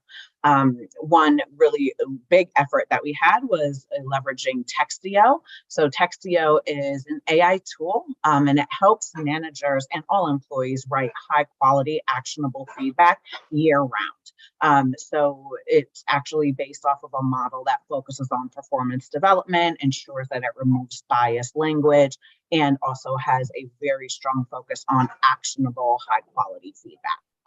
We also hosted our second annual Global Product and Tech Women's Summit. We had over 100 of our female tech employees attend. It was really great to also have a great participation from our male tech leaders as well. So they're able to understand and hear from our female employees about their true lived experience within tech. And then we also, our DraftKings Shades BRG sponsored 16 team members to attend Afrotech with the mission to connect and celebrate diversity, while also having just meaningful conversations and points of connection about growth and belonging at DraftKings. You'll see the team there actually pictured with Jocelyn Moore, who also sits on our board, so she was able to connect with our employees as well. For connections, another area that we really do feel like is important to driving that culture of belonging. As you know, earlier in the year, we have relaunched our 3 business resource groups. So we had DK Pride, DK Shades, and DK Women. And we improved the structure. We created, executive sponsorship roles to really ensure that we're aligning with the business needs and employee needs, right? We want to make sure that we're creating a greater sense of community, moments of socialization, making sure we're providing all of our employees with the resources they need to be successful, and great networking opportunities. So specifically in Q4, we had our DK Shades potluck for Thanksgiving. Our women's group actually had quite a few attendees at the WISE Boston Women's of Inspiration event. Out in London, our DK Shades BRG aligned with our London Belonging Council, and we hosted a bunch of folks at the NFL London games. And then most excitedly, we officially launched our DraftKings Veterans BRG. So that BRG will be focusing on supporting recruitment efforts, ensuring that we're developing professional development opportunities that really speak to the needs of our veterans, as well as speaking to the needs of all of our employees to make sure they are supporting our veterans and that transition, and then also employee engagement programming. Next, we will go into vendor supply, spend, and supplier diversity. So throughout 2024, our supplier diversity efforts really did focus on better tracking, reporting, and identification of key areas of opportunities for the business to drive impact. We really did continue to focus efforts on local recurring spending, such as F&B, industry associations, and then diversity efforts and partner organizations for cultural events and speakers. As you know, we do have a 5% goal for supplier diversity. In the US, we slightly missed it, but specifically in Mass, we actually saw for the full year of 2024, 6.8% of our spending going towards diverse suppliers. And next, I will turn it over to our compliance team. I am actually back on now. Apologies for the difficulties, and thank you to Christina for taking over. We'll do the underage access slide, and then I'll move back to revenue, and then we'll move forward to community engagement. So just quickly going through the underage access numbers for October 20 reported, November 21 reported, and December 28 reported. And these, of course, do include claims made by individuals, usually a family member, as explained at the bottom of the page. And these are just the records from the prior quarters of 2024.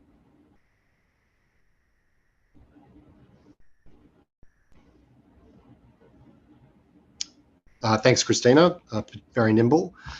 So just going through revenue quickly for Q4, DraftKings recorded $101,023,647 in sports wagering revenue, and this translated to $19,652,426 in taxes collected to the state of Massachusetts at a hold rate of 8.9%. You can move forward. Thank you.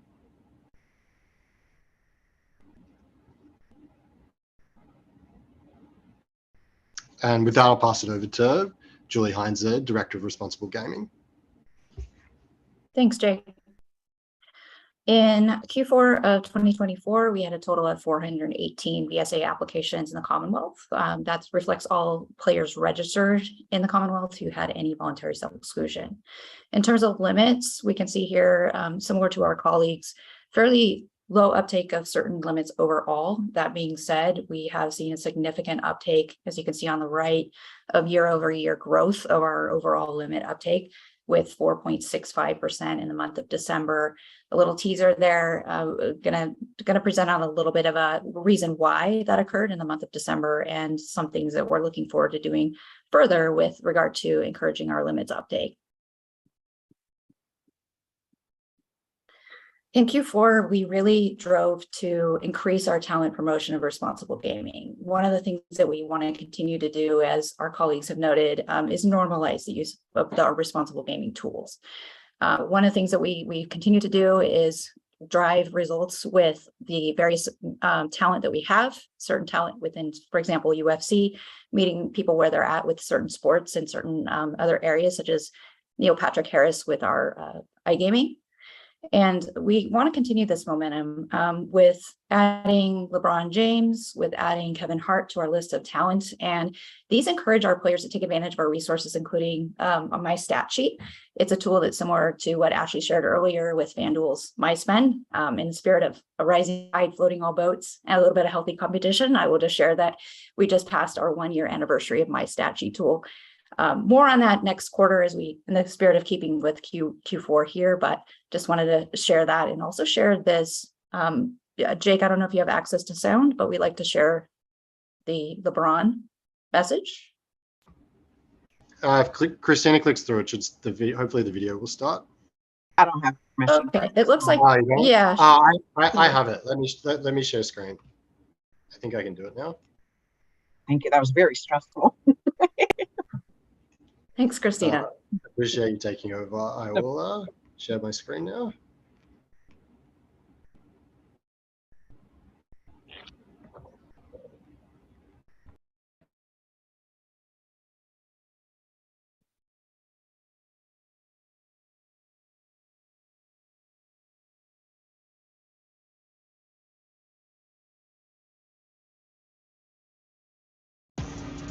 Betting on your favorite sports can be a blast. DraftKings is all about giving its players new and exciting ways to get in on the action. The key is to making sure that all of us are always playing within our budget. Now you can use DraftKings' new My Stat Sheet tool to check out your play history and performance over time. You can easily hop over to their Responsible Gaming Center to check out their tools and set preferences and limits if you want. Because remember, when it comes to betting, it's more fun when it's for fun.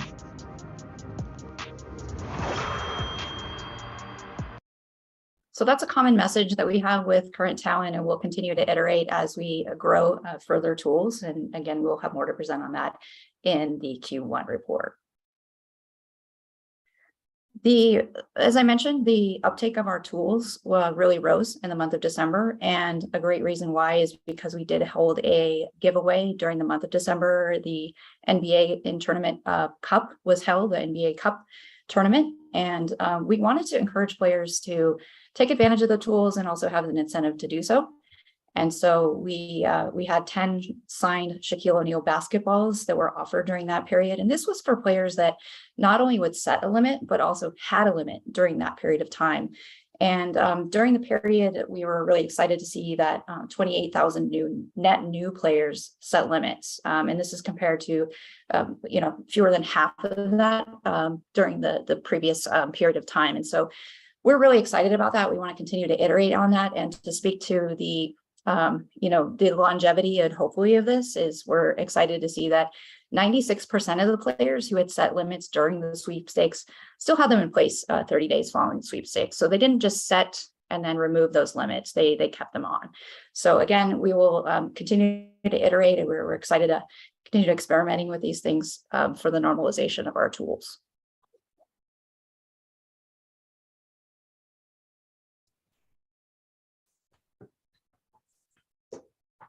Great. Well, I can take over for our community impact. So we've talked about this a lot, but in 2024, continued our Tech for Heroes program. So this is where we train veterans in high demand tech skills. And we were really proud to announce during Q4 around Veterans Day that we had reached our milestone of training over 1,000 veterans through this program. So that represents over a $3 million donation to Vets in Tech since our program kicked off in 2018. And we'll be continuing it again this year.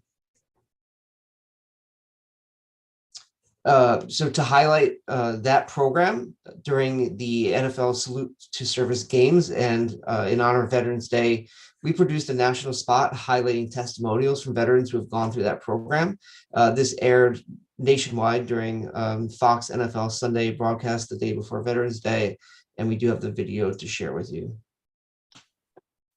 DraftKings is proud to team up with Vets in Tech to support veterans and their families. What DraftKings has done is give something back to the veteran community. The DraftKings Serves program focuses on education, entrepreneurship, and providing veterans with training in today's tech landscape. Without DraftKings support, our programs wouldn't exist. That was a game changer. To date, we've donated millions while training over 1,000 vets. With your help, we'll achieve even more. To learn more, visit DraftKings.com/serves.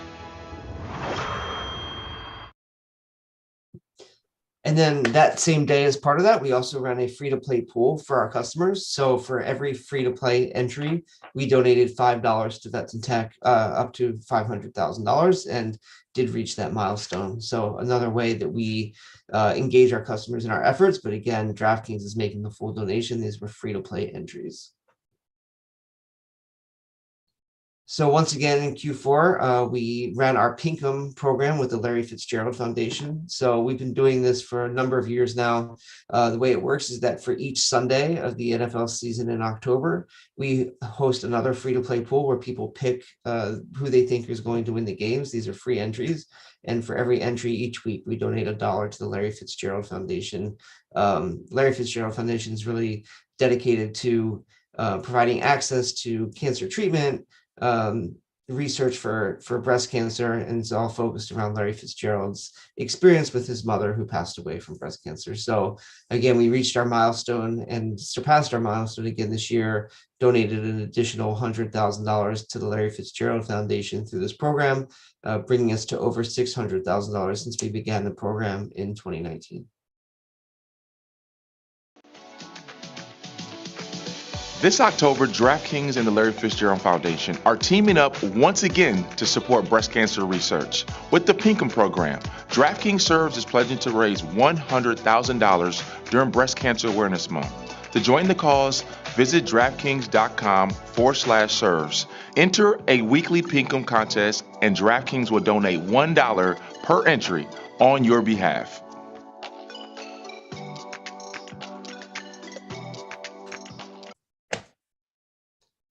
Thank you. And then once again, this year, we continued our program to host volunteer events for our employees through the Arbor Day Foundation. So through these events, we hosted 16 volunteer tree planting days across all of our offices around the world, including in Boston, where our employees come together and revitalize local neighborhoods, make an impact on the environment. That includes heat and flood mitigation, strengthening tree canopies in areas that are lacking that in major cities, and some other environmental impacts as well. So for this year's series of events in October, we generated over 1,200 volunteer hours and planted over 3,000 trees across those locations, and do have a video to share for that as well.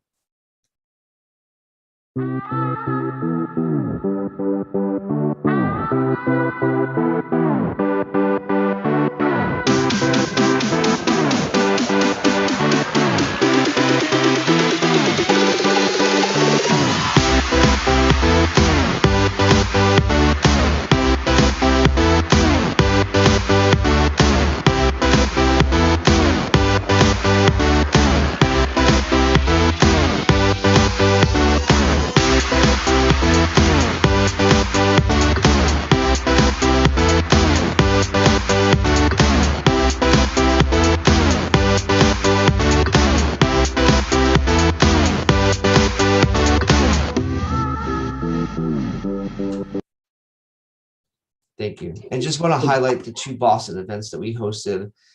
So again, this year, we did the same thing last year. This year, we hosted these events at Constitution Beach.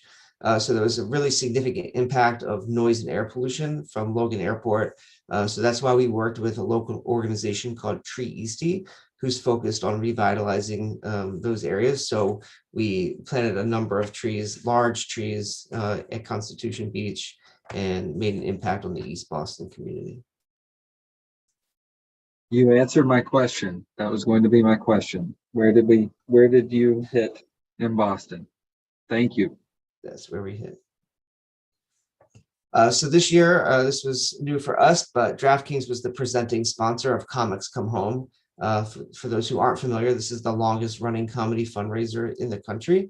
And this benefits the Cam Neely Foundation, who is dedicated to addressing immediate needs of cancer patients and their families. So DraftKings donated $100,000 to the Cam Neely Foundation in order to present this year's event, which was great. It featured a number of impressive comedians. And it was hosted at TD Garden. And then finally, we continued our holiday give back program. So for this program, we allow employees in all of our offices to nominate nonprofit organizations to receive a $10,000 donation from DraftKings. So each office gets $10,000 and they get to vote on where they would like that money to go. Our Boston employees nominated and then voted on the Testicular Cancer Society. So we hosted representatives from the society at our Boston holiday party and presented them with a check for $10,000. So again, just a way to give our employees a voice in how we're making contributions to local communities across the globe.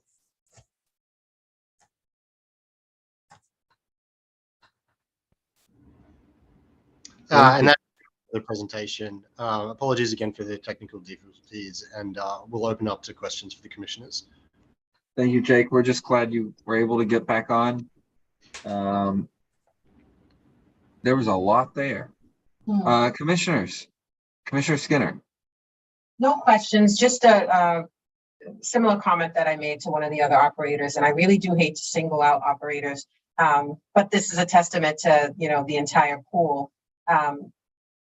Want to give a shout out and express appreciation for your charitable and philanthropic efforts, particularly to the resources and support you put to our veterans.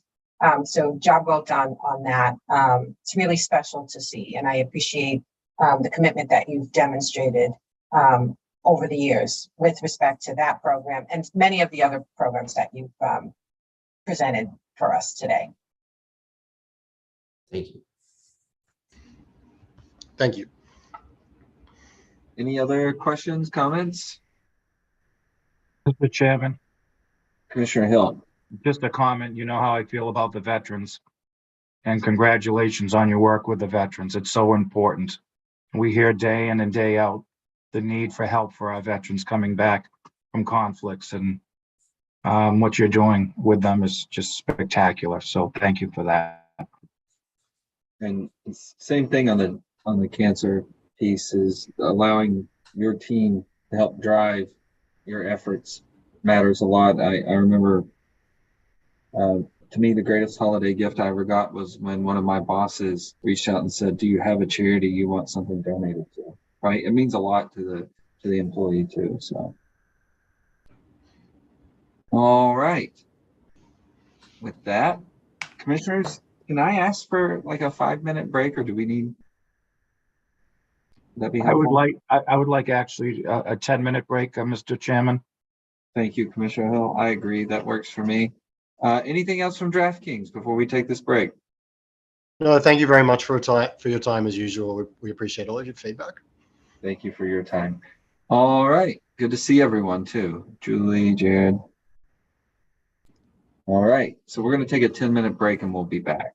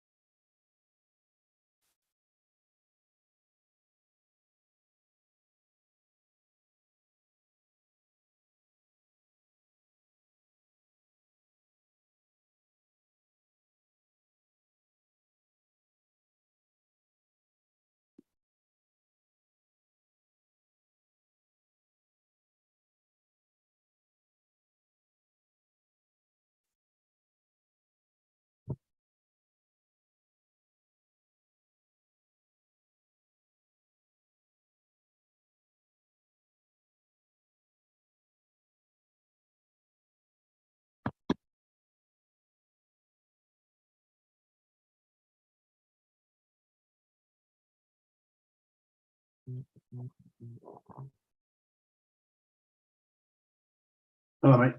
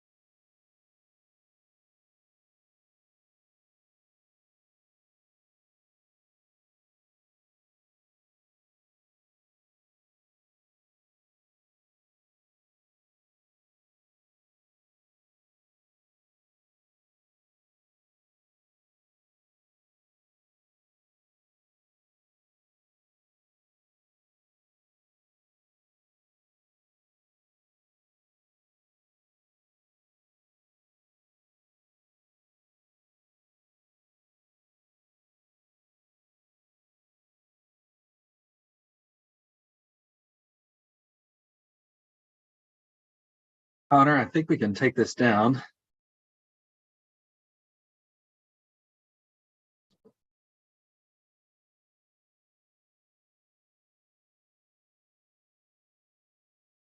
Give everyone a second to get back on.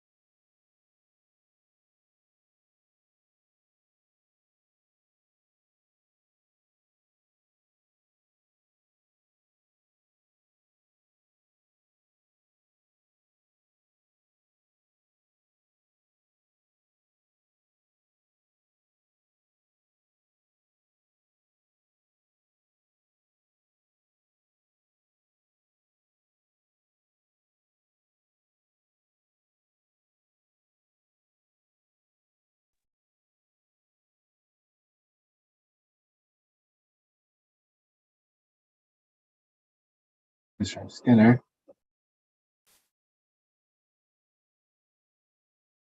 When we went into break, one of our team members made some really good candy, and I got shamed by Commissioner Skinner for eating not one piece of it, but two, which was deserved, Commissioner Skinner. Clarify, 2 within the span of 5 minutes. It was really good.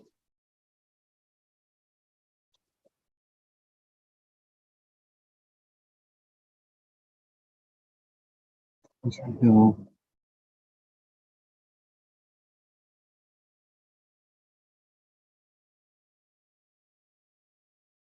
All right. I think others are going to be off camera, so I'll go ahead. This is a reconvening. I'm back, Mr. Chairman.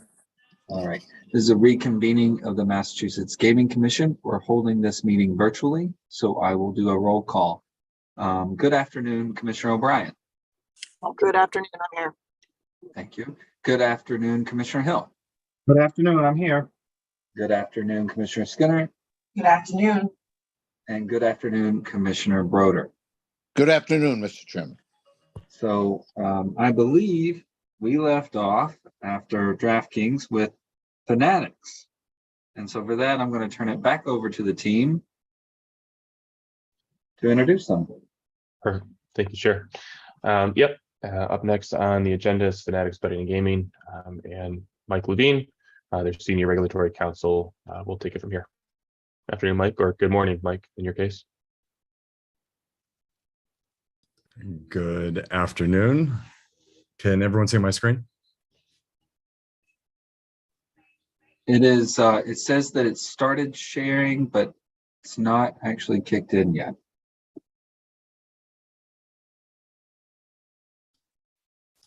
All right, let's see.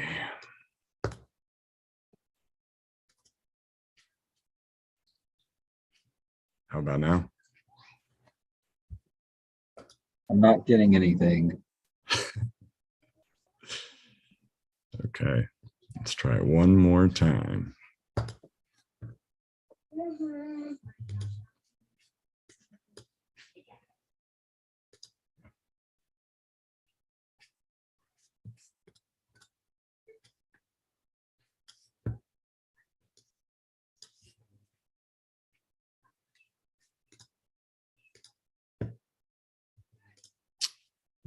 What about There that? we go. We got it now. All right. Perfect. Well, I'm sharing an entire screen here rather than just the presentation, so apologies if anything pops up.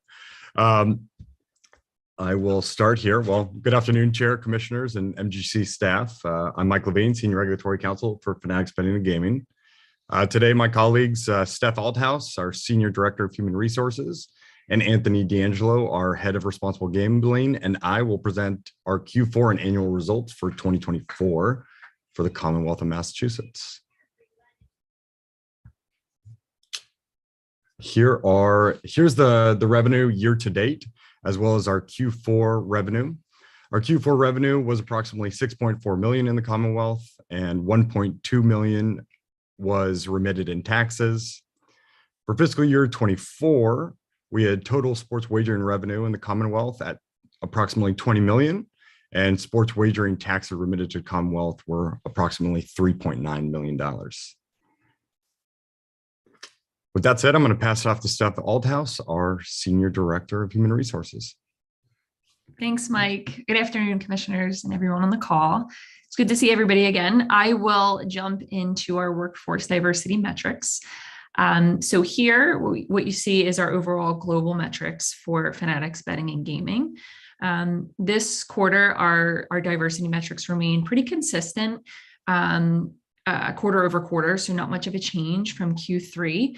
And while we didn't see much of a measurable change, we see somewhat of a story that there is some stability in our metrics that we have, and it is a valuable data point. So I think what it is telling us that although we remain the same quarter over quarter, there may be opportunity to continue to assess our strategies to drive further progress in the coming months. Especially for the remainder of the year, we do envision a ramp of growth coming in Q2 and Q3 of this year at FBG. Our talent acquisition team continues to have a lens on diversity while sourcing for open roles. So some of this includes sourcing from areas such as Black women in tech, LGBTQ in STEM, Code 2040 alumni, tech inclusion, Native American tech corps, and women who code chapter specific. This is also very important as the tech side of the house makes up around 65% of our current headcount. And Commissioner Skinner, we did hear the feedback earlier today from the other groups, and we understand the intent on workforce diversity goals. So we want to acknowledge that, and we do intend to prepare that and discuss progress made towards that topic for the Q1 2025 presentation.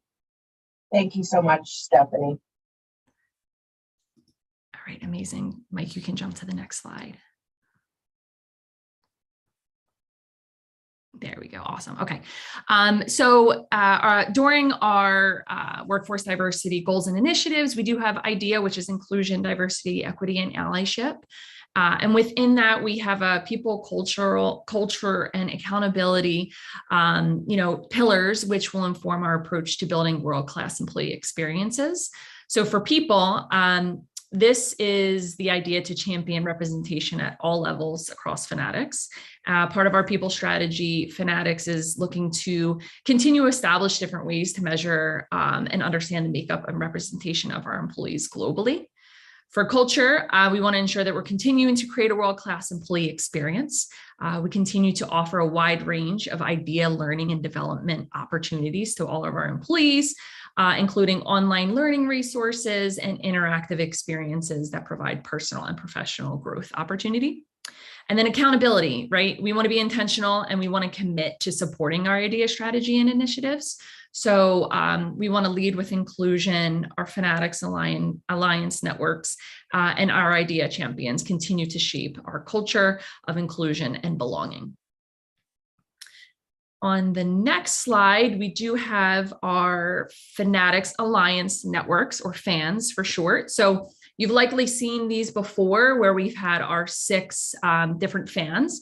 So in Q4, Fanatics had launched an exciting piece of news that we are adding 2 new fan groups this year. So ACE on the bottom there is our AAPI community engagement, which is centered around Asian American and Pacific Islander groupings. And their mission is to celebrate, support, advocate for the AAPI community while fostering a culture of belonging and allyship at Fanatics.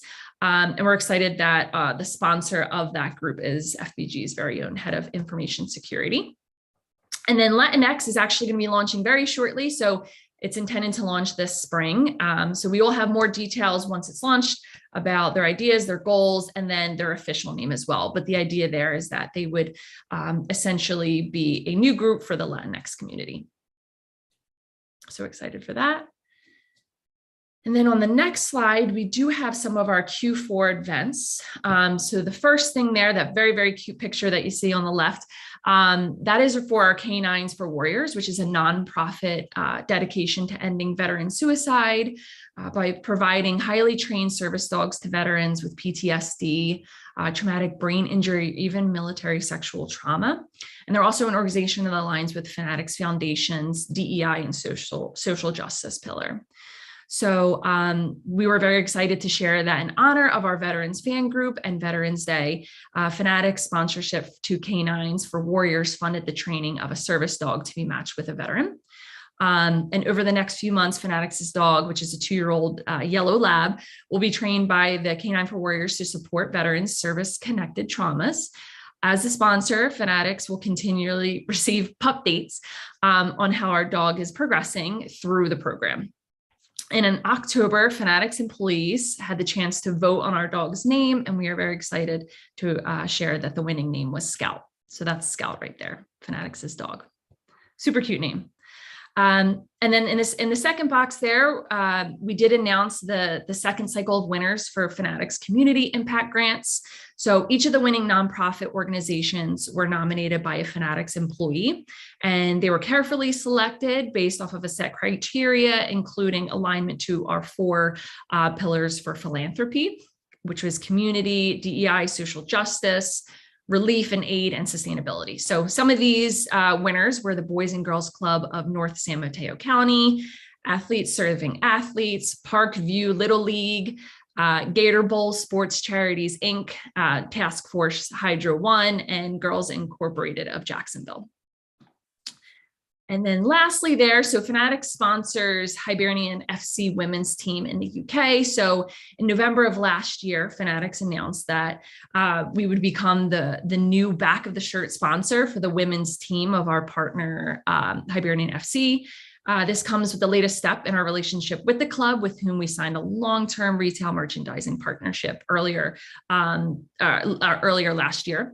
And then as part of the engagement, Fanatics will receive exposure to the women's team shirts and their social media platforms, as well as becoming the front of the shirt sponsor for the next gen under 17s from that group's and women's academy. And Fanatics will continue to support and play a vital role in furthering girls' development as they aim to progress into the first team. And I think that is it for my part. Any questions on that?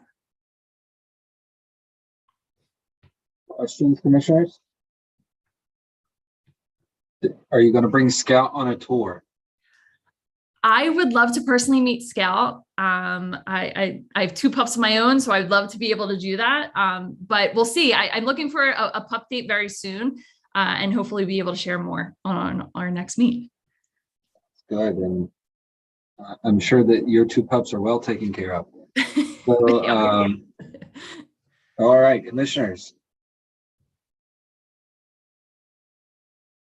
Feel free to move forward. Thank you. Well, that's a tough act to follow. But with that said, I will talk about vendor spend here in the Commonwealth. So as you can see here, our Q4 vendor spend in the Commonwealth was $545,000, and our total overall diversity spend across the company in Q4 was almost $1 million, so $969,265. And then in addition to that, you can see our total overall vendor spend across the board, across the company, was $123 million. With that said, I am going to pass it off to Anthony D'Angelo, who is our head of responsible gambling. Thanks, Mike. Good afternoon, Chair, Commissioners, and MGC staff. I'll take you guys through the responsible gaming slides. So the first one you'll see here is our Q4 underage report metrics. Looks a little different than previous quarters, obviously taking into consideration the feedback from the commissioners for breaking out these buckets. So the leftmost column you'll see here is the underage account creation block. So These are individuals who tried to create accounts on Fanatics Betting and Gaming with underage credentials. Those individuals were blocked at registration, so they never actually had active accounts. The middle column here is the investigations conducted that we suspected to belong to underage individuals. There were 6 in Q4, all of which, once the determination had been made that they were potentially underage, they were suspended immediately. And then we had no confirmed underage individuals in Q4. I'll pause there for any questions. Questions, commissioners? For Anthony? Cool. We can go to the next slide, Mike. So this slide, you'll see 2024's VSC metrics for the entire year. You'll see that numbers from August to December spiked, pretty significantly, at least compared to the previous metrics, largely due to our internal growth as well as just NFL season being the beast that it is. All the individuals identified on this list were subsequently suspended, either at account creation when they attempted to create FBG accounts while they're on the exclusion list, or once we ingested the exclusion lists, if they had accounts previously, they were suspended. Any questions? Okay. And then lastly, we have our limit tool usage. As I alluded to, we did see some growth with FBG in Q4. Compared to our last update, we grew about 20% of active Massachusetts sports wagering accounts. Now we're at just under 94,000 as of December 31st. Our tool usage metrics considers decline, which is great. Despite the growth, we still increased in all percentages of all of our tools across the board. I'll pause there for any questions as well before we move on. Questions about the usage of those tools? We'll continue to move forward. Kick it back over to Mike. Great, thanks, Ant. So, commissioners, for 2024, this is Q4 2024. We don't have anything to update for lottery perspective. However, our team is hard at work creating ideas that we intend to present to the commission for our 2025 updates. So next quarter, we're hopeful to be able to present some collaborative efforts with the lottery. Lastly, Steph has already touched on many of the community outreach and charitable impacts that Fanatics as a whole is doing. But I would like to touch on a few additional aspects. Number one, as usual, I'm going to talk about two Make-A-Wish Foundation initiatives that Fanatics did in 2024. The first one actually happened to be in Boston, where a group of Wish kids were able to spend the entire day with the Boston Celtics, practice with them, and do a behind-the-scenes tour of all their facilities. And then the other initiative and event that we put on was a behind-the-scenes experience for a Wish recipient whose dream was to go and experience the University of Florida's athletic facilities. So those were two of the highlights. There were multiple highlights in 2024, but those are two of the highlights that I wanted to discuss and bring up here. In addition to Make-A-Wish Foundation, Fanatics also supported relief efforts for those affected by Hurricanes Helene and Milton. Fanatics partnered with the American Red Cross to provide $100,000 of emergency relief funding to support those communities directly affected. And then Fanatics also coordinated multiple volunteer opportunities for employees by coordinating with local charities and organizations during those tragic events. With that said, that concludes our presentation. We're happy to answer any questions that you may have. So, commissioners, do we have any questions for Fanatics? Let me ask this. Can we go back? You had some sponsorships. I think some of those leagues were under 17. What kind of logos are you using with that? Those sponsorships are for our Fanatics as a brand, right? It's not the betting and gaming logos. Okay. Yes. No betting and gaming is associated with those brands. That is the Fanatics Commerce commerce company that, sponsors sports organizations throughout the world and then makes the jerseys for the NHL, et cetera. No, we obviously don't want to discourage good work like that and giving to various organizations, but at the same time, we're also thinking about our statutes and our regs and know that we had a conversation. So I really just wanted that for the record, Mike. So, all right, if you can take that down, I can see the other commissioners. Commissioners, anything to add? Comment, questions? All right. Well, thank you, Mike and Stephanie and Anthony and all the team from Fanatics, and we look forward to the next update. Thank you all. All right. Thanks, Mike. Fanatics. Last but not least, Penn Sports Interactive. Adam Cates has been patiently waiting all morning. Adam. Thanks, Andrew. Appreciate it. Good afternoon, commissioners. Great to be here. Thanks for having me as always. I know I'm the last one to go and lunch is following, so I will make this quick. I also will say I've had the benefit of listening to all the feedback on the previous presentations. So for whatever you don't see in the deck today, we'll be sure to make sure that we include some of that in the decks going forward as well. So I just wanted to get that out of the way up front as well.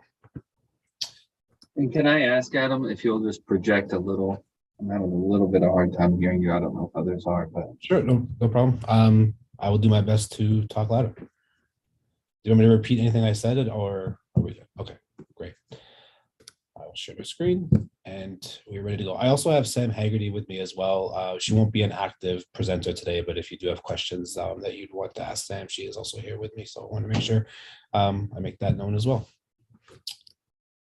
All right, so starting with revenue, as always, these slides are always pretty self-explanatory. I did have the other quarterly presentations ready.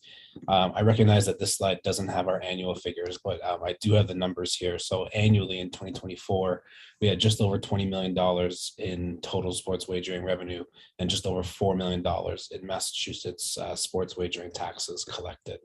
But I will leave this screen up here for a second if anybody wants to ask a question on revenue. Okay, we're good. All right, moving on to workforce diversity.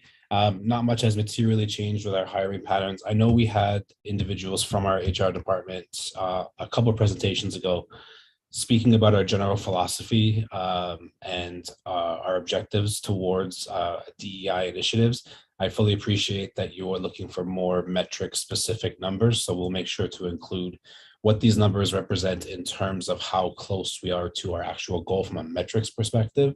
But I'm also happy to bring that individual back if you'd like to hear more about the general philosophy, knowing that we did just touch on that. I believe it was 2 presentations ago. On to vendor and supplier diversity spend. Again, a pretty self-explanatory slide. One thing I noticed here, you'll see that there was a pretty material decline in WBE spend in Q4. Just wanted to highlight that that was strictly based on some of our business initiatives. We have a vendor that we use in this category for things like promotional items and giveaways. So the fact that we just didn't complete as many promotions and giveaways in Q4 is a reflection of the spend. Doesn't necessarily indicate that we've gone in a different direction towards changing vendors. It simply just reflects some of our business activities for the quarter. But overall, you can see here at the bottom, I think our 2024 diversity spend has been fairly healthy, touching almost $1 million in 3 out of the 4 quarters. Again, we'll make sure that we provide some sort of more firm metrics on how that might relate to our goals. But I do believe we have surpassed our annual goal. I believe that might have been in Q2 actually, but I will firm that up for you and we'll have something more tangible to show you for the next one. On to compliance, we had 2 cases of suspected underage activity, which is pretty in line with our quarterly average. I know we've discussed our KYC program in the past, how we require a document uploaded selfie, which we believe is a contributor, which is a pretty strong deterrent for this type of activity. I'm happy to answer any questions on some of the details if you have. I know we've got, I know the numbers are self-explanatory, but if you have any questions, I'm happy to answer them on this slide as well.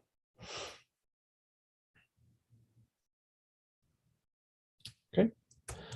Moving on to responsible gaming, there is a small typo here. Our quarterly VSC number of 54 is actually last quarter's numbers. We just didn't update it for this one. It was a mistake on our part. We had 79 for the quarter, which is a 46% increase compared to our previous quarters. So our numbers here on the left will show you the general trend on our VSC enrollment. On the right-hand side, we've got 7.2% of our total Massachusetts account use at least one RG tool.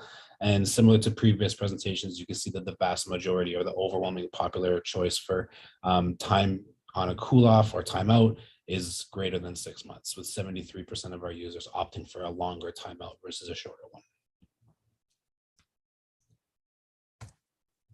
Onto the lottery. We were actually a pretty early adopter in our engagement with the lottery. We've been running a very similar campaign for quite some time now, where we try to actively engage our online users by offering them free Massachusetts lottery tickets that they can come and collect at our property at PPC. So it's actually a really good engagement for both our land-based property as well as the Massachusetts lottery. So if it's not broke, don't fix it. We've been operating with the same general theme and same promotion for quite some time now. So we're happy to report that we continued that effort in Q4. Adam, I know I say this every time, but it's what I envisioned 2+ years ago when we started talking about this. So thank you. Yeah, we definitely recognize that, and it's been a great partnership so far. And like I said, we can always look to expand, but we've got a pretty good foundational piece here that we're happy to maintain. And then lastly, our community outreach and charitable impact slide. In Q4, we supported communities where we maintain our offices. That's all over the US and offices in Toronto as well. We did this through the Purple Bag Project, where team members in several of our offices packed kits of personal items and essentials to be distributed to families in need. And we also shipped them out to active duty military members stationed overseas. In December, we gave back to 2 Massachusetts specific organizations that were close to our Greenfield offices, both the Food Bank of Western Mass and the Literacy Project. We also added some monetary donations to both of these foundations during the holiday season. And then additionally, we also continued our support for the Robert Irvine Foundation, which aids veterans, active duty military, and their families. We also supported their annual Robert Irvine Foundation Beats and Eats fundraiser in November, and it's a partnership that we look forward to maintaining. It's very brief, but that does conclude the prepared materials for today. Like I said, I'm happy to go back or answer any questions. We also have Sam here if you'd like to ask any questions. I will note that our parent company, Penn Entertainment, is in the process of finalizing our annual corporate sustainability report. That is a much more fleshed out report that speaks about a number of our parent company initiatives that might touch on some of this as well. Once that's been distributed publicly, I'm happy to bring somebody on as well, and we can go through that report in a bit more detail and touch on some of the highlights that our parent organization is up to as well. Thank you, Adam. And brevity can be an art. All right. Mr. Chairman? Commissioner Hill. I can't give kudos to the other companies and not give them to you for your work with the veterans. It's greatly appreciated and so needed. So thank you. Thank you, Commissioner Hill. I will pass that along to our team internally as well. Any other questions? I'm glad to see Sam. Hi, Sam. I didn't see you earlier because she has a dog sleeping on her bed in the back that you can't really see, but I blurred it, but yeah, she's been there the whole time. We love pets. We We all love- have them ourselves, by the way. We do love pets in this building. All right. Well, Adam and Sam, I think you covered everything for this quarter, and look forward to the next quarterly report, and understand that you're going to amend some of those to at the point you raised at the beginning of your presentation, Adam. Yep. Thank you, Chair. Look forward to the next one. All right. So I'm going to turn it back over to Andrew and Carrie and ask the question, is there anything else for this meeting? That concludes our quarterly presentations. Just like to thank all the operators for the information today. So obviously want to thank all the operators with you, Andrew, And also thank our sports wagering division. We have a very robust, thorough, hardworking sports wagering division that keeps us abreast of everything that goes on in that industry. And we are very appreciative. I don't say it enough, actually, but we're very appreciative. Gary, you know how, excuse me, Mr. Chairman, you know how I love to put people on the spot, Gary. Do we have our newest employee on this call that we can introduce to everybody? It's been here for a couple of weeks now. Let's see if yep, here he is. Yep, so we had Tom Lamb join us last week, actually last Monday. Joined us from the Attorney General's office from their Fair Labor Division. Many years in compliance, so we're really lucky to have him joining our team. I went in and saw him the other day. I said, "Are you getting fed all this info from a fire hose?" And he said, "Yes, he was." He's doing great. Thank you, Commissioner Hill. I appreciate the impromptu introduction, and I can't wait to get to work here. Well, welcome aboard, as they say. Thank you. Happy to have you, Tom. And thank you, Commissioner Hill, for pointing that out. Anything else? Do we have any commissioner updates? Any other business we didn't anticipate? All right. Do we have a motion to adjourn? Move to adjourn. Thank you. Second. Thank you. Commissioner O'Brien. Aye. Commissioner Hill. Aye. Commissioner Skinner. Aye. Commissioner Broder. Yes. And I vote yes, 5-0. Everyone enjoy the rest of your Thursday, and thank you again for the report.